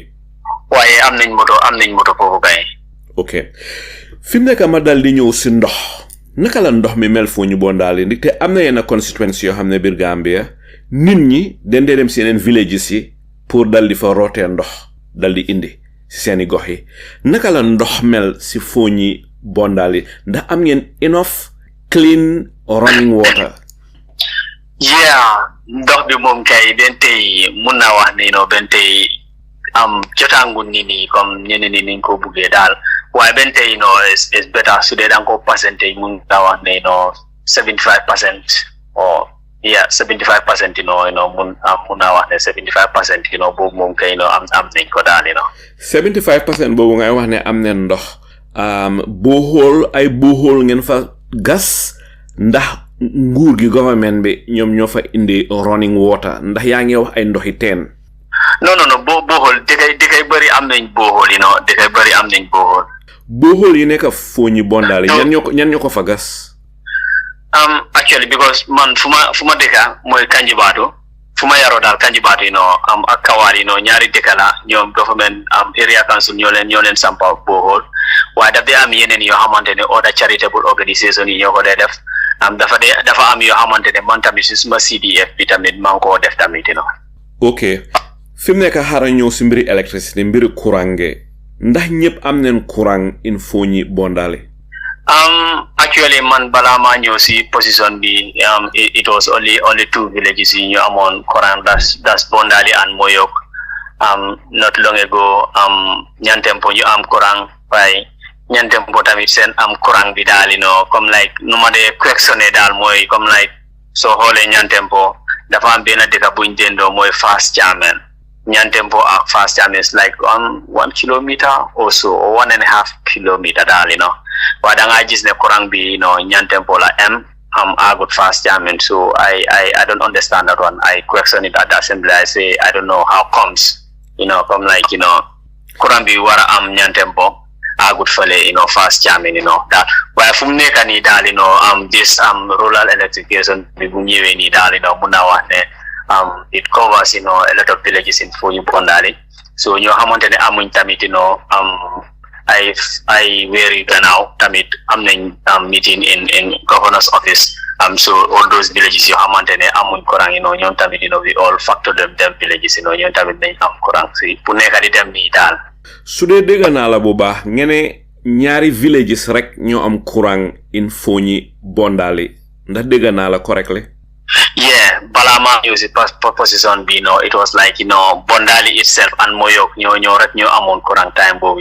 waaye léegi fu mu nekk nii Ñantempo tamit am nañ courant. Ñantempo mooy first village from Kansala. That's the first village you have in Foni Bondali. That's Ñantempo. Well, because of Tempo, Ñantempo ak Fast Jamming, they are very close to each other. Why Kurambi, Ñantempo la M, why I got Fast Jamming. Come like, them go question on time. There was a time in the assembly, I say, I don't know what is the cause of that, because it's electricity, everybody needs it. Well, after so I don't know the reasoning behind it, Honorable, so ñëwee Banjul nga dem duga si néegi député di National Assembly bi nim rafetee air condition yi fa nekka lekka yu neex yi ngeen fa dee lekkandi te dégg naa yéen a ngi fa mu waañ di fa toggaay benn cin yu neex ay suppa kanja ay domoda yàppa domoda jën yéen foofu da ngeen a lekk ba suur kenn du ñaxa kenn du tàngandi te air condition yaa ngi fuuf light du dem off courant gaa ngi normal si néegi député yi di National Assembly. Ok nga duga sa moto taal sa air conditioner nga dem sa kër du ñàkk yang fa am air conditioner boo ñëwee Foni Bondali amut courant lan nga di yëg sa biir xol? I got this makiru guy. Sa kër moom dina am courant xam nga fa me generator yaa ngi me air conditioner. Why the rest of the people in the village, the rest of the people in Foni Bondali and almost 90% bi amun courant. Lan nga di yëg sa yaram? Xanaa sa conscience du la dee hit? Do they feel guilty? Yeah, Lord Mota come like Bumanyu is position be what I did was when started to communicate with the former Minister of Energy. What I did was I do all it take to include every village that did not have electricity unfortunately when defense and force face be dafa amon yeneen dëkk yoo xamantene daal dañ leen jéene si lifin bi loolu daf ma laal torop nag but alhamdulillah comme nu ma ko waxee amon nañ meeting boo xamantene factor nañ those villages also waaye ñoom tam war nañoo am courant so because of me I can't exclude myself there because I come like man duma dee jógee Foni te I'm just the same person with those people in Foni come like luñ feel loo xamantene daal discomfort buñ am dama ko dee feel because I'm from them so actually small concern be sometimes the mother son and dal come like man mangi am yeneen waaye ñu ma teg si place bi yeneen bi duñ ko dee am so lu ma dee nekk suma xalaat bi mooy comme like how to satisfy those people why it's difficult daal fi mu nekk ma dal di ñëw si beneen laajte bi bala maa ñëw si apply Sanyang bu ñëwee in terms of schools ndax in Foni Bondali am ngeen fa enough primary schools secondary schools? Yeah, actually am nañ school yu bari school yi fu mu nekk nii comme like si suma xalaat daal school yi bari nañ because da nga gis ne daal Bondali si boppam ngi am school that's the oldest school in Foni Bondali so nga dem si kanam tuuti like for also 4.5 kilometers Tenda am nañ fa primary school nga dem drift on the south part of the district nga am Bulengat am nañ fa school nga dem si kanam Bambara that's the last village in the si border bi ñu tamit am nañ school so ñëwee Moyok am nañ primary school am nañ junior school am nañ senior school bi Moyok la nekka den soo demee si biir Bantanjang sorry ba Jiraan ñooñu tamit am nañ school so school yi bari nañ school yi so si ngaatal daal Foni Bondali amul leen benn problème si fi schooling am ngeen enough primary schools ak secondary schools loolu nga bëgg a wax? Yes, school yi yaa ngi fa but the population daal ñoo xamante ni they will feed them schools ñoom ñoo daal fu mu nekk nii the population is not up to that standard woo xamante ni every village or the villages that are very close to each other bu nekk dafa am school dafa da nga gis ne daal at the end of the day du effective daal ndax mun nga wax ne amul ben xaleel boo xam ne dafa war a dox distance yu gudda enu seeni toogu wala enu sax seeni desk pour dem school ndax lu mel noonu amut fa ndax am na fa no léegi moom loolu wàññi na lu bari foofu xale yi dañ dee dox na but the only place boo xamante ne comme like man sax suma boppa maa ngi xalaat bu baax a baax maa ngi ut ndimbal boo xamante ne suma amee ndimbal ak maybe if at all I can have people to help me what I am thinking my 2025-2026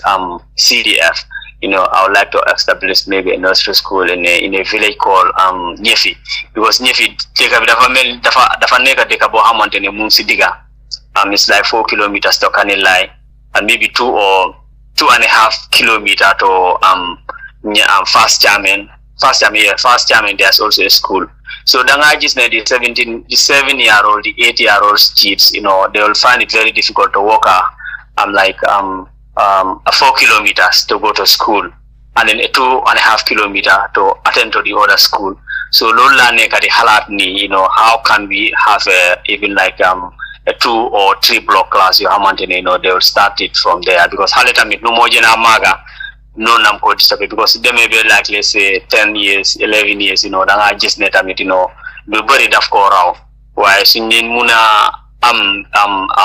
2 or 3 blocks, for guys start for nursery, because them on Nabema communicate at director, because Legi West Coast then go hatch. So guys and the director will fele Sibanor up to Combo East, no be Kalaji.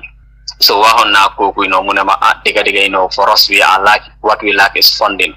But if you people can have people who will fund, and then you start, we can give you the teachers. So manako okay. So Bente, we are working on that, in that project, that, start that off, in that village. Jërëjëf Honourable Sanneh, fi mu nekk ma dal di ñëw si apply Sanyang. Apply ban laajte nga amalaat Pa Dembo, Honourable Pa Dembo Sanneh? Alay Salu jërëjëf Pa Dembo demal si Adama Barrow 150,000 lañ ko dee jox daily feed. Demal mu wàññi mu jox la nga sponsor nursing school. Demal mu jox la ko suma xaalis la. Dëgg la. Demal mu jox la ko. mu wàññi interkula yi moo dawal fuel coupon yi ñoo use mu wàññi xaalis boobu noonu mu dem sampa nursing school. But to be serious note, suma ñëwee si yow yaa ngi bugg a affaire football youth man, but ñu ngi am record with FIFA every year 98 million, 30 million, 75 million in Gambian dollars. Where is all this money? If Gambia government is receiving this money from FIFA, and we don't see no development in football in our country. Normally, the project estimate they submit to FIFA was every division supposed to have a standard stadium. Where is this money? If Bahar Baji of all people is sending his wife, paying his own wife, Padim, is your brother, tell him, let him resign. But he never resigned. Gambians, we don't have that character. If the Chief Justice denied the electoral fraud of 2021, now Amor Njai is in limbo. He should resign. The Chief Justice, Asan Jallo. Amor Njai should resign now if at all he is on the truth. If at all he doesn't collaborate with Adama Barrow of 2021 election. Amor Njai of all people should resign. Chief Justice Asan Jallo should resign. The voice of the Gambian people. The injustice, Adama Barrow knows that he doesn't win the election. That's why he is playing with our resources. He enforced himself upon us. That's why he doesn't respect with the Gambians. I am going to do. Them. Where is this money, my dear brother? Thank you, sir. Honourable Sanneh, am na loo bëgg ton to apply Sanyang? Yeah, Mr. Sanyang, jërëjëf, sa laajte bi, but sa actually, lu de happen mooy FIFA they don't deal direct with the government, but they deal with the FA. Ñëwoon na si suma xalaat, why can't we hold the FA accountable? Because xoolee FA fu ñu dee jëlee advantage mooy no government interference. Government waruñoo interfere si dealing si FA bi. Waaye soo xoolee taxpayers' money have been put into that FA. Taxpayers' money has been given to the FA for new runs in football. So danga gis ne without proper scrutiny, And I just at the end of the day, they continue to go through on what you have just mentioned here. Because west at Fini East, so they may whole park they are not up to standard. The Amon Halis Bohamonte, park they should have been standard, park you then you are them standard. So them are they see youth and sport I'm minister in Hamonte guy in Dundas and places like Fulabantang. So for them now the kind of money for them the project with them would send. Don't understand. Them gunjur the same thing, So actually, something needs to be done. Actually, something needs to be done. Why FAB come like no more FAB, even time smart decide, I want to run for the position of FA. Then I just man time if my them backs mo no government interference. Then I just taxpayers' money are going into that FA. So I think both of one and halad bubahaba the FIFA tamid one and you understand in Africa is a different case. In Africa is a different case. Maybe in other countries so they may because we all have the same project as these people Mauritania. But Mauritania just look at their football infrastructure. It's far ahead of us. Just a whole time Gambian football is ahead of Mauritania. It's ahead of many countries. While because of why they did proper investment into football and then football and infrastructure. Jërëjëf Honourable Sanneh suñ ko bàyyee foofu rek bala maa ñëw si buraadi bare moom lu ma bëgg a laajte Honourable Sanneh yow réewloo mbir Janneh commission bi dafa joxe ay recommendations am ay Gambian soo xam ne daneen war a baan Adama Barrow reinstate leen TRC bi dal di ñëw ñu dal di joxe seen recommendation gannaaw boo xamee ne jël na ay at pour gaay def seeni liggéey recommendation sooyu bante Adama Barrow defu si dara fi mu nekk ñu ngee wax ne den bugg a yóbbu Yaya Jammeh sa atekaaya te jongulas ñi nga xam ne ñoo fi nekkoon di rey ñit ñi ñu ngee dox di naan ataaya di tëdda seen gannaaw jabar yi ma bugga laa laaj rek ndax foo nga ne fair na jongulas yi ak Janneh commission bi seen recommendation sin joxe ak TRRC bi seen recommendation sin joxe implement sun su benn waaye ñu bugg a implement pour yóbbu Yaya Jammeh court ndax foo nga ne loolu fair la. And that's a very good question. So whole the whole show or the whole setup of TRRC come like man no mako gise moy they only need one head. They only need the head of Jammeh. Because whole TRRC itself, from jika compromise moy esafal ko amantene modern, the star of the show, boom decided to run for presidential, that really rings a bell, mu contest. Yalla def na gagne out te Barrow tamit tete dama ko de wani ni tete ya dem su kole Barrow mo ko ne mang sa gana na la support na la def everything I'm so Barrow will say that ya dem de so buge the foreign day da nga ñibisi si Gambia because that's what it takes for Barrow to just pardon someone if you just tell him that come like mang sa gana gis nañ ko nekul lo xamantene lu no ba dal Gambia. So danga gis ne TRRC dal niñ ko munta implementer ñun niñ ko gisé dal moy fair out because of we see the way it was procedure TRRC gis nañ ko because so ñëwé luñ dé bëgg wax moy so ñëwé rek waxal ne Jammeh moma yoni ma ray nit and then you cannot show us the evidence you can present us any evidence bo xamantene do dañu wax ne bi dega this is tangible li lo xamantene lu am la so TRRC si bopam pour implement ko dafa difficult because more difficult moy man numa ko gisé dal demut yoon lo xamantene demut yoon dafa difficult pour nga implement ko te yo ya ngi pick to choose uto naka ne ko ñu ko xamantene nga ko bay mu dem mu free mu sorry to ko xamantene da ko bay mu work freely ako xamantene do ko bay mu work freely. So TRRC is just like how all of you need to waxe kumba bu am bay ak kumba bu amut bay something like that why all of it is not that very good.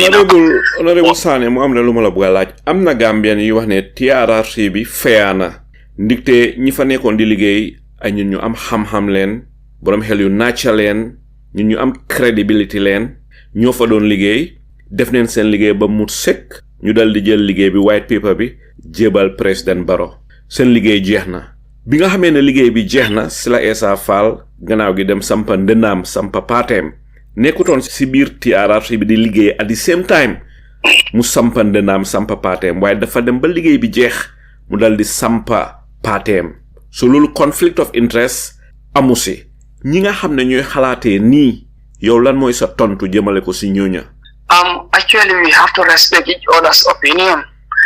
I have to respect their opinion. Why Siman? Come Siman, so holy TRRC, you have to TRRC si bo pamsa. Balanyu you have to look at their record with Jame, What was their past event with Jame? Guys, a relationship with Jame Balanyu you si TRRC. No, that's important to up. Lan moy won sen relationship si sa gis-gis? My small little knowledge buma fa am, there are others ñu xamantene they did not end well with Jame, So actually so buge refale team bo xamantene dal da nga am issue ak team bobu so muy to dela so da dimbalote mun na am do fair te ñun yeb gis nañ num doon procedures yi ñu doon démé so da nga gis ne ko xamantene dafa ñu mu ne la Reina de wayaji no moma ne mare that's absolutely lool ken warot ko jël sax te the other thing moy comme like dega nañ ci witness yépp ku nekk mun na dafa ñëw mu joxe the part of his or her story so Jammeh tamit war nañ ko ako that opportunity for him also to come and then give his part of story. But he did not hear anything from. te foofu laa doon ñëw ndax foog nga ne den war a bàyyi yëfi àtte gi war a àtte Jammeh bàyyi Jammeh mu dal di ñëpp si yow lan nga foog ne si sa gis-gis moom la Gambia government war a def den war a àtte Jammeh ne dañ ko war a bàyyi mu ñëpp si. No, if you can ask me about that, the government will not want Jammeh to come back here. The government will not want because it's not into their favor. Why so whole new citizen lulu warona neka suñ favor because one thing so whole man listen man if like if my dad passed away, actually my dad passed away when I was like 10 or so years so if at all then time bobu suma papa nekuton so nobody take care of me ko xamantene he will tell me do this do that and then ko xamantene suma geste ma xamne amna ko neka suma gana ko xamantene mu ma xor to da nga gis ne bobu minna mun na wax ne I'll grow like a free man in the compound so actually Gambia lol mo ñu nekati sonal lay fu nekani because da nga gis suma nekati driver moy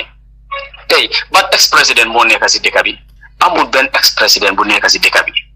So the guy Barrow is a free guy. Barrow will not look behind and see that ex-president Bang Fini that the family no matter maybe Mungawa they have influence and so whatsoever in certain quarters in the government so Lord mo ñu nekati di stop so da nga gis ne maybe let's say Jammeh su fi nekkon ci dëkk bi da nga gis ne yeneen lifini yang fa ñu ko def government bi at the end of the day if Jammeh su waxo rek Barrow dafa xamne waaji muy kané laade te suma yobute numa ko waré yobu dali maybe I'm not encouraging anything but maybe anything could happen da nga gis ne Barrow du def dara lu duti lo xamantene whatever he would be doing it will be based on our interest in the interest of the people of the Gambia nothing else. While legi mom fu nekk ni mën nañu wax ne Barrow there is no one who is refereeing him. Honourable Pa Dembo yaa ngi wax lu daw yaram dicté bi nga xam dafa am lu ñëw suma xel suñ fàttale ko président Jawara bi Yaya Jammeh ñëwee président Jawara dafa dem mooy suñ first président second président mooy Yaya Jammeh bi Adama Barrow ñëwee Yaya Jammeh dafa dem yaa ngi wax lu daw yaram amul benn ex président boo xam ne mu ngi dëkk si biir dëkk bi li nekk na loo xam ne lu daw yaram la te ñun foog naa ne war nañoo sol suñ problème ba nga xam ne président boo xam ne nekk nga ex président di nga nekk si dëkk bi comme dëkk yu bari nim de xewee even in Africa bari na ay dëkk yu bari in Africa seen ex président yaa ngi fa so fi mu nekk bunta boobu ma dal di ubbi xam naa ne Jibril Fadia am na lu mu si bugg a wax fi mu nekk ma dal di ñëw si Jibril la nga gisee waxtaan bi bala maa ñëw si Buraadi ba. waa jërëjëf te maa ngi comment honorable tam si ansami maa ko déglu waaye ku am xel la masha Allah ni moo tonto am na respect itam te mu ngi dem on point li ma wax foofu noonu lay honorable mooy the importance of ex-presidency bi sax xamuloo naka la am because moom président Adama Barrow foog naa ne lu yaagut xaw ma si ñu draft constitution bi mu dugal bi mu introduce noonu la ci def wala different provision la bi moo wax ne dafa request pour moom wala dañoo request on behalf of moom pour su wàccee buñ ko ñu mun koo jox immunity so loolu bi loolu amee dama ne waaw kon lana tax joxuñ président Jammeh immunity because bu fekkee ne yow yaa ngi ko bugal sa boppa te yow wàccaaguloo yow ngay xalaat ne su ma génnee buñ ma toppa te yow ki génne yow yaa ngi ko bugal toppa loolu kon dafa nekk double standard so moo tax bi nga tontoo ne itam ñu am former head of state mu nekk ci biir dëkk bi loolu lu war a mën a am la ba pare itam ñetteel bi mooy li nga wone ne pour ñu déglu président Jammeh side of story dina am njëriñ ci Gambian si ndonte kon xëj na président Adama Barrow bugg ko indi yow comme ni nga ko waxee so ñun luñ bugga yëpp mooy président former président Jammeh dellu si waat biir Gambia toog biir Gambia moom itam story bu mu am moom itam pour wax nit ñi mu wax ko nit ñi su waa moom président Adama Barrow itam su wàccee mu mun a toog Gambia ndax ñun ñëpp xam nañ ne amee réew neexul il faut nga make mistakes waaye ñu move on waaye ñun ba ëllëg loolu la ñoo ñaan loolu la ñoo ut te dinañ ci liggéey te duñ ko mus a bàyyi waaw pour fexe président Jammeh dellu si Gambia jërëjëf Jibril lan nga bëgg a yokk si loolu Honourable Sanneh actually lu mu wax ni dëgg la because soo xoolee si TRRC bi Sana Sabally bum appuyé si TRRC bi dafa am Gambien yu bëri yoo xamante ne dañ ko merewoon nag dañ ko merewoon trop waaye gis nga bu mu ñëwee mu explain his side of the story comme like moom what he went through many people they feel very sorry for him te ñoo xam ñeneen ñi ñu fa ñoo xamante ne daal dañ ko merewoon yoo xamante ne mun na am dafa lor seen booxay am ñu bëri dañ ko baalal because ñun Gambien yi ñu am xel boobu daal te man mun naa am ma toog xamante wu ma ak yow de waaye te su ma demee mbir nga def ma loo xamante ne daf ma métti dama gis ne Mr Njie su ma ko gisee rek loo xamante ne dama ko def lu grave waaye suñ demee ba toog ñu start di waxtaan da ngaa gis ne maybe you know most of my people ñoo xamante ne moom musuma xam ne yow da nga leen xam this is Gambia it's very small te the only thing boo xamante ne ñun we can move as a nation more how to see how to reconcile and then maybe we heal as a nation and then we might not forget what happened especially the victims might not forget what happened but they try to hold at the other coin of the coin other side of the coin tamit di just lu fa xew te lu nekk the other side of the coin loolu la Gambia xamuñ Gambia ni xamuñ loolu so the more we are in that dark it will be very difficult for us to do a fair judgment loolu la nekk di wax but Mr. Fadi points and he is spot on truth he is spot on jërëjëf Honourable Pa Dembo Sanneh fi mu nekk ma dal di ñëw si Mr. Iliman Jallow Mr. Jallow yaa ngi si biir xam naa li fi jàlla bari na waaye naka nga gisee waxtaan bi ak lan nga am pour wax wala su fekkee ne fam loo bëgg a laaj Honourable Sanneh go ahead. Asalaamaaleykum man la nuyu ñëpp laaj Saliou yéen baaloon ma nag si baat bi dama xaw a soj tuuti waaye nag yéen a ngi waxtaan yi fii Bondali te man moom Bondali laa juddoo man waa Bondali laa dëgg la Banjul laa yaroo waaye suma ko foofu la nekkoon di traite si 70 si ak si 80 si so xam naa Bondali bu baax te demoon naa nag ba bëggoon faa def dara bëggoon faa def business xam naa honorable su déggee nit ñu ma kool nii na leen wala ràññee ñoom Ibu Koli ndem si yàlla ak Omar Koli chief doomam bi xam naa honorable na war a xam ñooñu demoon naa nag ba nga xam ne Raji Sadou Gambia dafa naxare di borom definitely ma ne xaaral ma toppa suma tànki papa delluwaat foofu def fa business yëfi gerte di Bondali booda la ak Casamance am ñoom Bambara am ñoom Kanelaay am na beneen dëkk bu ndaw bu nekk si booram foofu so gerte gi daf daan ñëwee foofu a lot man sax 2020 ak 2021 dama defaroon seko bu fa nekk Bondali foofu di fa jënd gerte di ko jaay GGC but definitely man dañ ma fa riitee ma daw dëkk dama fa def investment ba pare daal si Gambia la nag xaw ma ne suñu nature la xaw ma lan la daal waaye daal dafa am nit ñoo xam ne Alaaji Saliou day soxor ba soxor si seen boppa ku bàyyi yépp ñëw ba foofu ne da nga bëgg a ñëw pour contribute bokk si développement bi xam nga invest ñu ñëw di play games yoo xam ne dama daan joxe pour ñu jëndal léegi ay 200 bags of groundnuts waaye dañoo jënd ay 150 120 sotti ko si truck bi yóbbu ko si store bi ma defee suma calculation ba ma gis ne over 10 tons of groundnuts laa fa ñàkk Bondali foofu so ma gis ne definitely ñun léegi dañu dee discourage dañoo dem ba nga xam ne sax dangaa xalaat ne sax yow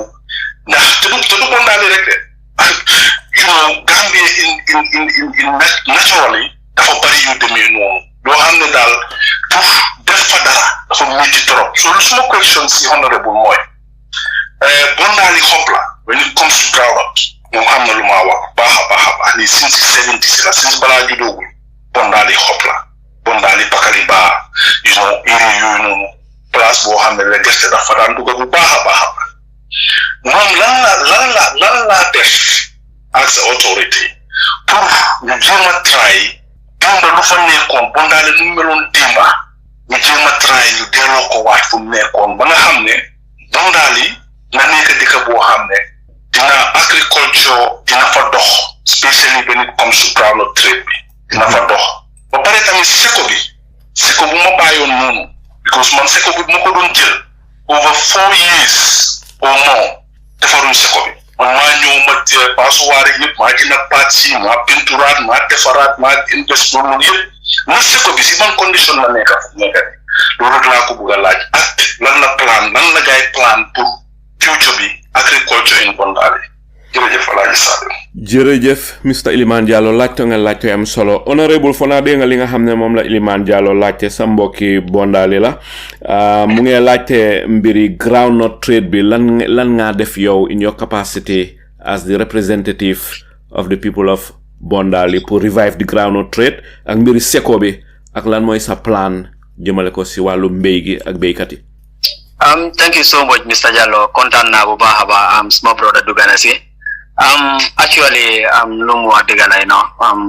why they revive Bondali I think I want him also to come on board because in the powerful so for ñu mëna revive the vibrant of that place lu ma wax ni very trade making groundnut trade bi mëna wax ne man ci dango ma time bobu why small uncle kuma yari daf ma de wax do bari especially tender because come like so jóge Bondali tender fu jeej la so trade bi dafa don dem torop so ñëwé si biru seko bi dega seko bi condition yo fana condition boko base condition bobu la nekk ben tay why on Thursday agriculture ñu ngi am programme fele in Moyok field day lañ am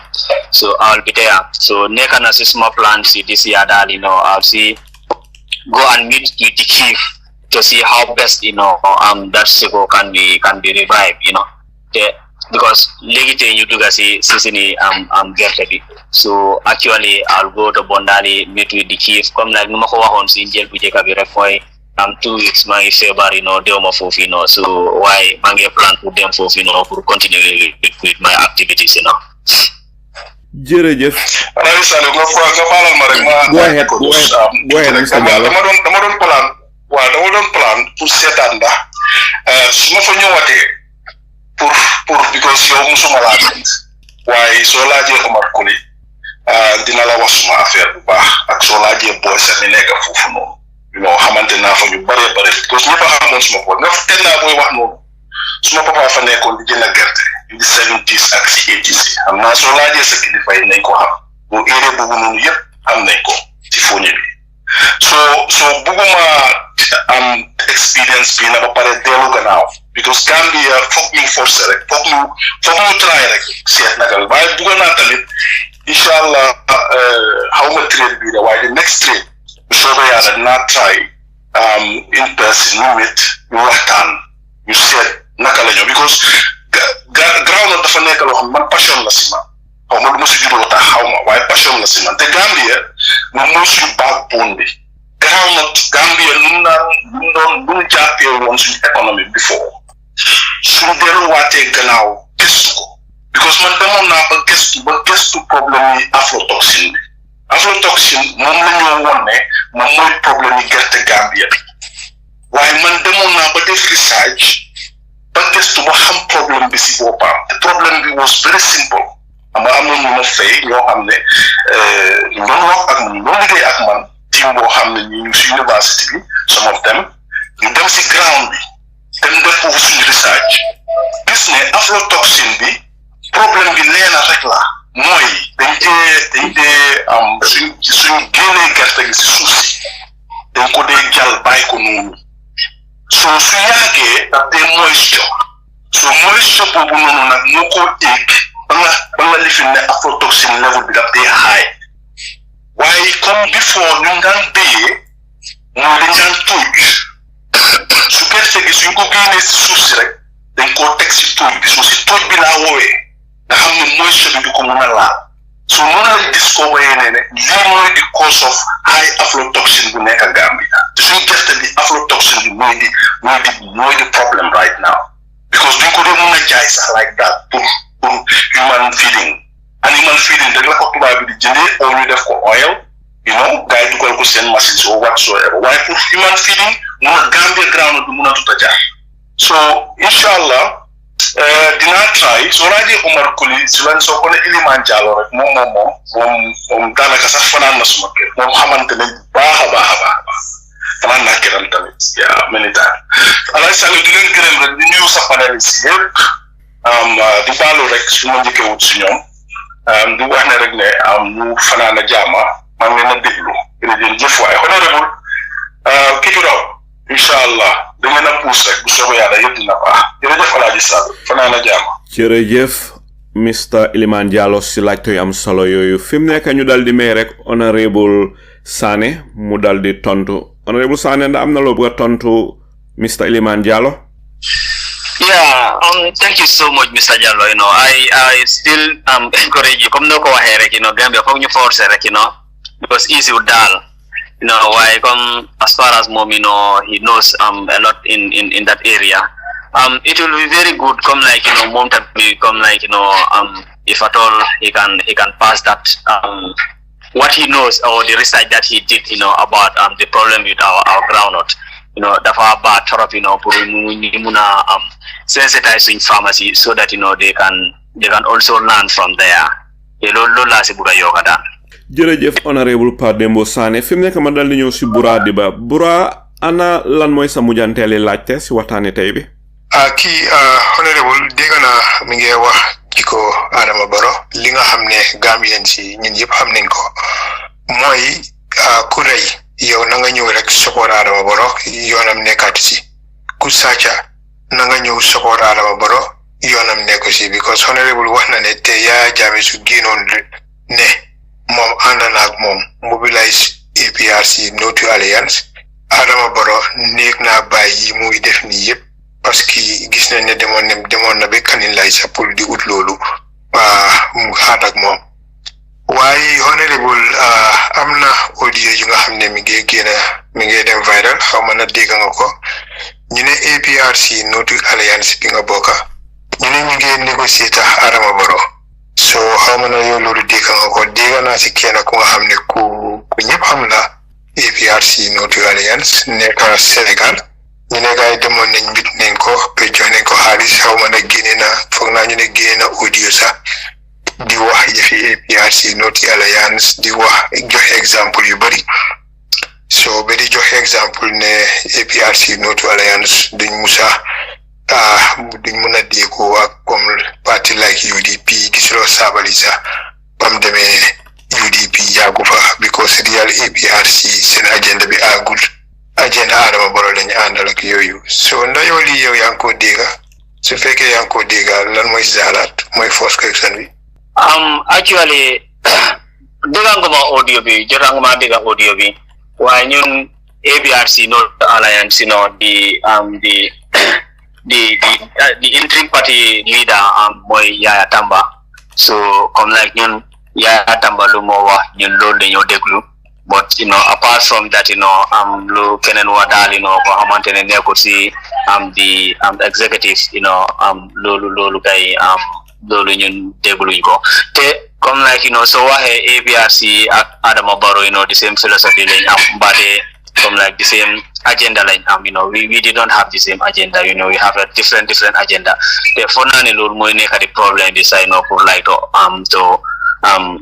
call it or whatsoever with NPP we are very different we are very very different. Honorable Coalition of Progressive Gambia man si pressure group bobu la boka so inshallah on the 7 of next month moy November moy Thursday la mo neka ñu ngi plan protest te ñewon nañ to gis na video place bo joge Foni Bondali fofu am nañ ñu fa wal because ñu non wal ñu non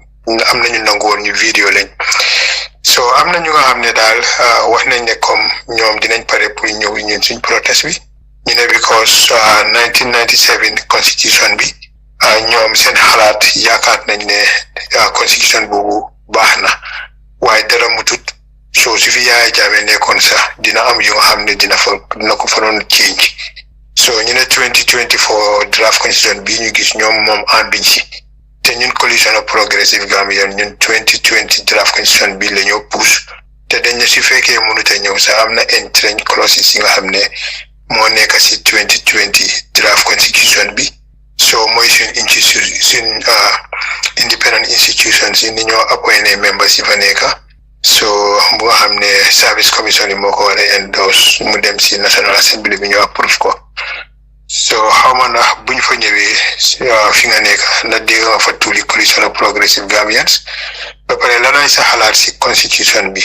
nga xam ne 2024 constitution bi ak 2020 draft constitution bi lanay sa xalaat jërëjëf. Actually sa laajte bi am na solo torop si mbiri that coalition bu ma wax ni daal dëgga dégguma si dara moom comme lay xëj na comme lay bi ma ko waxee si gannaaw daal fan yi dama feebar so mun na am loolu moo tax mun ma dégga o mun ma am si xibaar daal waaye soo ñëwee si constitution bi actually the 2020 constitution bi ak 2024 constitution bi so xoolee bu 2024 bi actually man jotanguma si so come like and anytime I see that constitution I'll go through it why so xoolee comme like numa dee wax ni mooy comme like Gambia so xoolee maybe our problem might not be suñ problème bi nekkul constitution bi rek sax because in Gambia they we are very good in making laws, but the problem with us more the implementation of it. We can make very good laws, but to implement them laws, that they make a problem. So them I think it has a lot to do with our attitude. Man know that what you said that, but nonetheless, I'll try to go through the 3 or so constitution to see how best we can storm that. Or navigate that storm down here.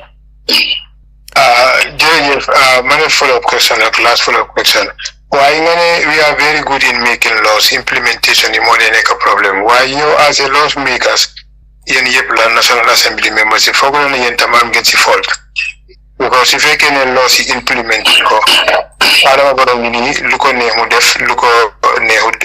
luko def, yen solen oye ministers yen ministers yi li ngeen wax ñu ne waaw ñu dem seen recommendation si li si ëpp di nga ko dee implement so reports yaa ngi nii audit reports yi implement yuñ dara so te yéen mu ngi leen a impeach foog naa National Assembly bi yéen a ngi divide so foog leen loolu yéen National Assembly members yi tamit dinañ leen si joxoñ because implementation yéen tamit war ngeen a play seen part as a lawmaker. Yeah, loolu dëgg la soo ñu joxañee tamit doo ñu nekkul ne tamit toog ñu war nga ñu joxoñ tamit but come like we make laws but the implementation body is there you want to implement whatever law that we made they should do whatever it takes to implement that law why ben direct I think we should do more just to add or maybe tighten up our scrutiny here. Jërëjëf Honourable Sanneh fi mu nekk ma dal di ñëw si Mr. Apply Sanyang Apply lan mooy sa mujjanteeli laajte si waxtaani tey bi. wala Saliou maa ngi sant yàlla sum borom sum waajur yëpp di jërëm ala Saliou di jërëm suma brother bi Mr. Sanneh jërëjëf thank you very much my dear brother for your concern and your service, your concern to be a citizen that will hear and to stand for the truth. But the truth of the matter is Gambians are dying. Our standard of living, think about it. When you parliamentarians are having clothing allowance, telephone allowances, go to our hospital, go to Demban clinic. Our patients are putting their own clothes on the floor to sleep, to wait for attendance. Adam waxante diga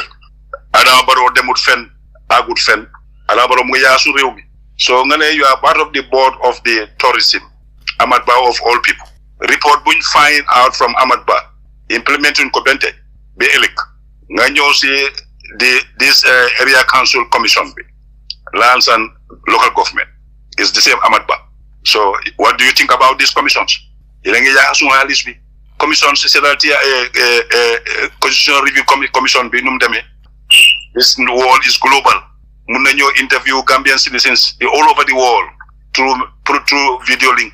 by then travel padim guys sédalé suma halis bi yépp et di sem bokay whom I know or whom we know Adama Barrow is the worst of all ali waxante diga ali mun na jotu ci ya jame te ma ngi ñina dolé sa wax bobu nonu ya jame na ñibisi I'm a victim of Jammeh. But mantam my bente my ote na Jammeh na ñibisi. Am nañ ko 81 coup jawra prosecute our own citizens. Ñu am our own local courts to our own standards pour ñu mëna unite sun réew bi.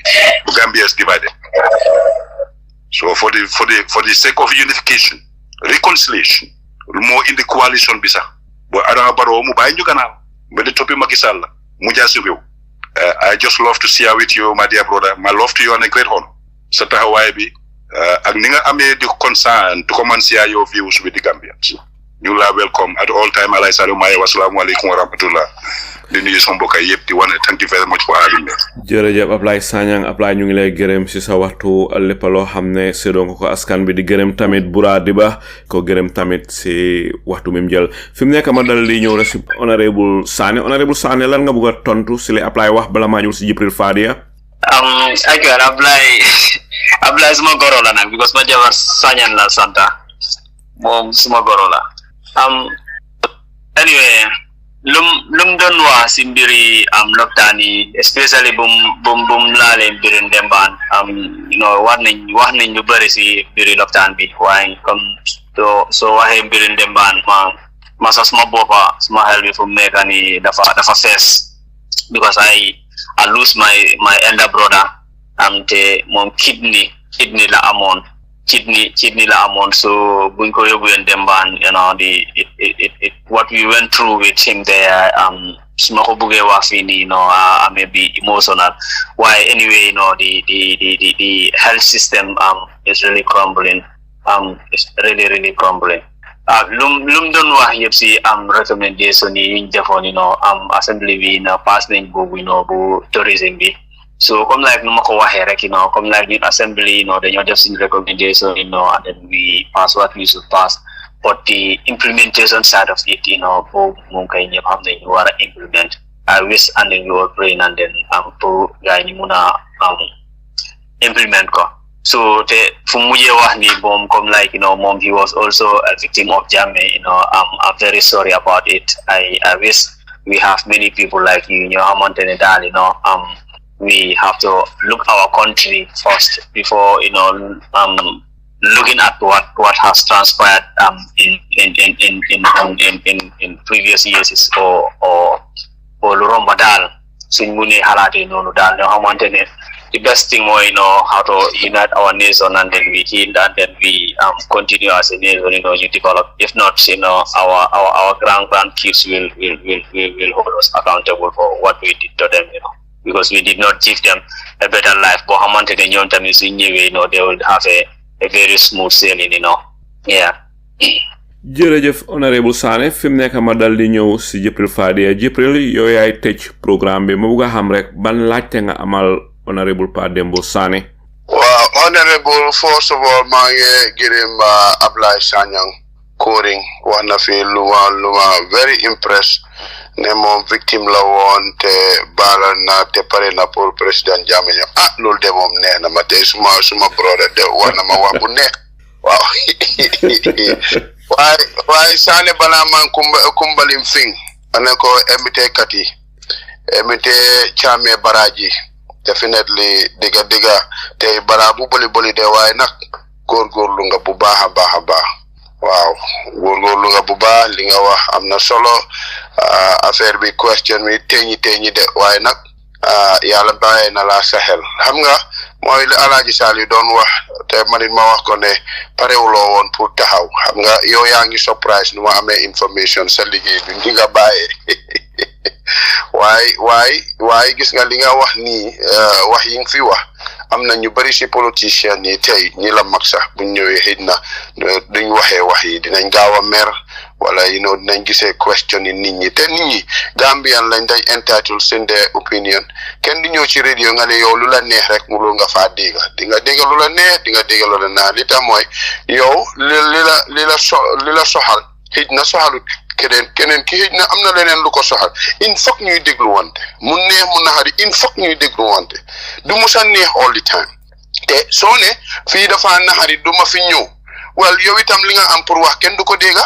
so il faut da nga war a ñëw suñu waxee yow itam nga xaar sa toon ba mu jot yow itam nga wax waaye doo mun a contrôle nit ñi lu ñoo mun a wax mukk ndax réew mi dañ ko bokka ku nekk am nga sa yëg-yëg ku nekk li la ci naxari ak li la ci neex am nga right pour nga wax ko as long as saagante amut man dama ne ñu war nañoo wax seen xalaat at all cost waaw ndax loolu buñ ko defut dafa dañoo nekk di amalante ci xol di iniwante lu ba te kenn moomul Gambia ñun ñëpp dañ ci am part te part biñ ci am ku nekk da nga war a play sa part su boobaa dika bi neex man daal man am very happy that ne definitely ñëw nga bi nga ñëwee man suma bopp laa gis si forum bi tey ne APRC moo ñëw te APRC si nga juddoo bi nga ko waxee kontaan naa trop te am naa li ñu doon déglu sax it ne yow li ma laa déglu maa ngi jàngal lu bari si yow dan man li nga mus di jàng si man waaw kontaan di wane ne always de leen a engage media bi always bu leen journalist yi ooyee di leen laajuñ leen affaire yi Sénégal wala Mauritanie affaire yi Gambia ak responsibility biñ leen dénka moo tax ñuy leen a laaj because balaa ngaa nekk MP kenn du ñëw taxawal la wala call sa radio bi di la laaj soo gisee ñu laaj la dañ la dénka te liñ la dénka ñoom ñoo ko moom so therefore dañ am right pour always waru ñoo xaar sax yu pour nit ñi di ñëw di leen laaj yéen ñi a war a génn di jox nit ñi voluntary informations loo xam ne nit ñi war nañ koo xam waaw di la sant di la gërëm rek di wax ne rek keep it up I'm very happy te maa ngi gërëm Alaaji Saliou si invitation bi thank you very much. jërëjëf Jibril Fadia Jibril yow itam ñu ngi lay gërëm di la sant si waxtu bi nga jël lépp loo xam ne seedoo nga ko askan bi si waxtaane tey bi fi mu nekk ma dal di ñëw si Honourable Pa Dembo Sanneh dégg nga li nga xam ne moom la Jibril wax su fekkee ne fam loo si bugg a yokk go ahead. Thank you so much Mr. Njie maa ngi jërëm Mr. Fadia maa ngi ko jërëm bu baax a baax comme nu mu ko waxee la waaw dëgg la because lu ma dee wax gars yi toujours mooy man ma demee suma side comme like suma visité ni whether I meet the youths or I meet the old people women lu ma dee wax gars yi mooy soo leen gisee man lu ma nekk di doxalee mbir mi nekkuma di dem si yoon wax leen ma waaye bu leen toog ngeen xaar comme like ci mu ngi def ni waaye bàyyi leen ko election dafa jot su ñëwee rek ñu jéene ko ma ne suñ defee loolu you have to hold me accountable soo leen deftee loolu da ngaa gis ne man ma saafee for like let's say 5 years ngeen jéene ma foofu keneen tamit mu ñëw hold leen ko responsible wax leen ko lii loo nekk di def nii ñun yoonul la pour nga def lii ñun lii ak lii dañ la yooni pour nga def soo leen ñëw hold accountable dafa difficult pour ñun suñ coono buñ dee jël because of like ku nekk daf dee sacrifice naaj bi dafa tànga maybe yenn saa ñun suñu élection bi dafa tombé si weeri koor bi waaye nit yi dañ jéena ñu dem vote that alone coono la yaa ngi nga dem taxaw si naaj bi pour vote nit so kooku nanga ko war a xool responsible comme like responsible lu mu war a def daf ko war a def so comme like Mr. Fadia lu moo wax loolu laa si bugg a yokka daal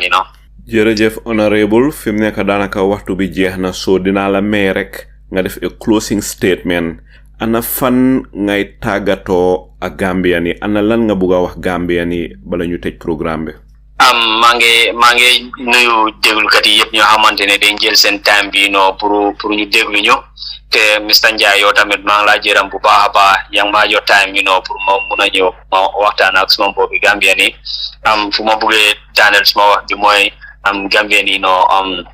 foofu ñu ñëw together for us to make a change boo xamante ne change boo xamante ne daf ñuy njëriñ ñun yëpp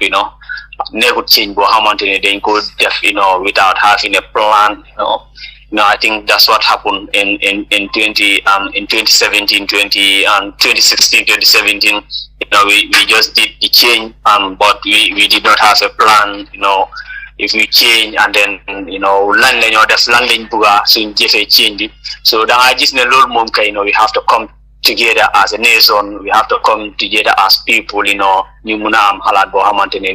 daf ñu bëgg a yóbbu foo xamante ne ñii yëpp foofu lañ bëgg a suñu réew mi mu dem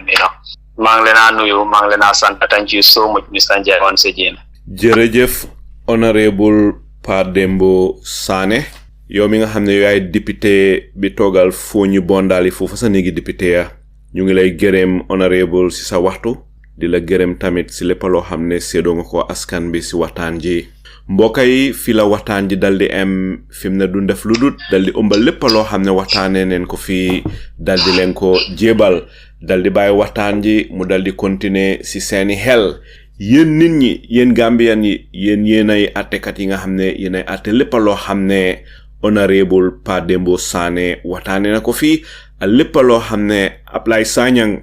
ak Bura Diba ak Jibril Fadia ak Baboucar Mbodj waxtaanee neen ko fii yéenay attekat yi atte lépp loo xam ne déggee ngeen ko fii di leen ñaanal jàmm ju mu sekk ak wér gu yaram gu mu sekk te yal na ndimbalab yàlla continuer wàcca si réewu Gambia seeni mbokka Saliu Njie salaamu aleykum wa rahmatullahi wa barakaatu waahiru daawaana an alhamdulillahi rabbil alamin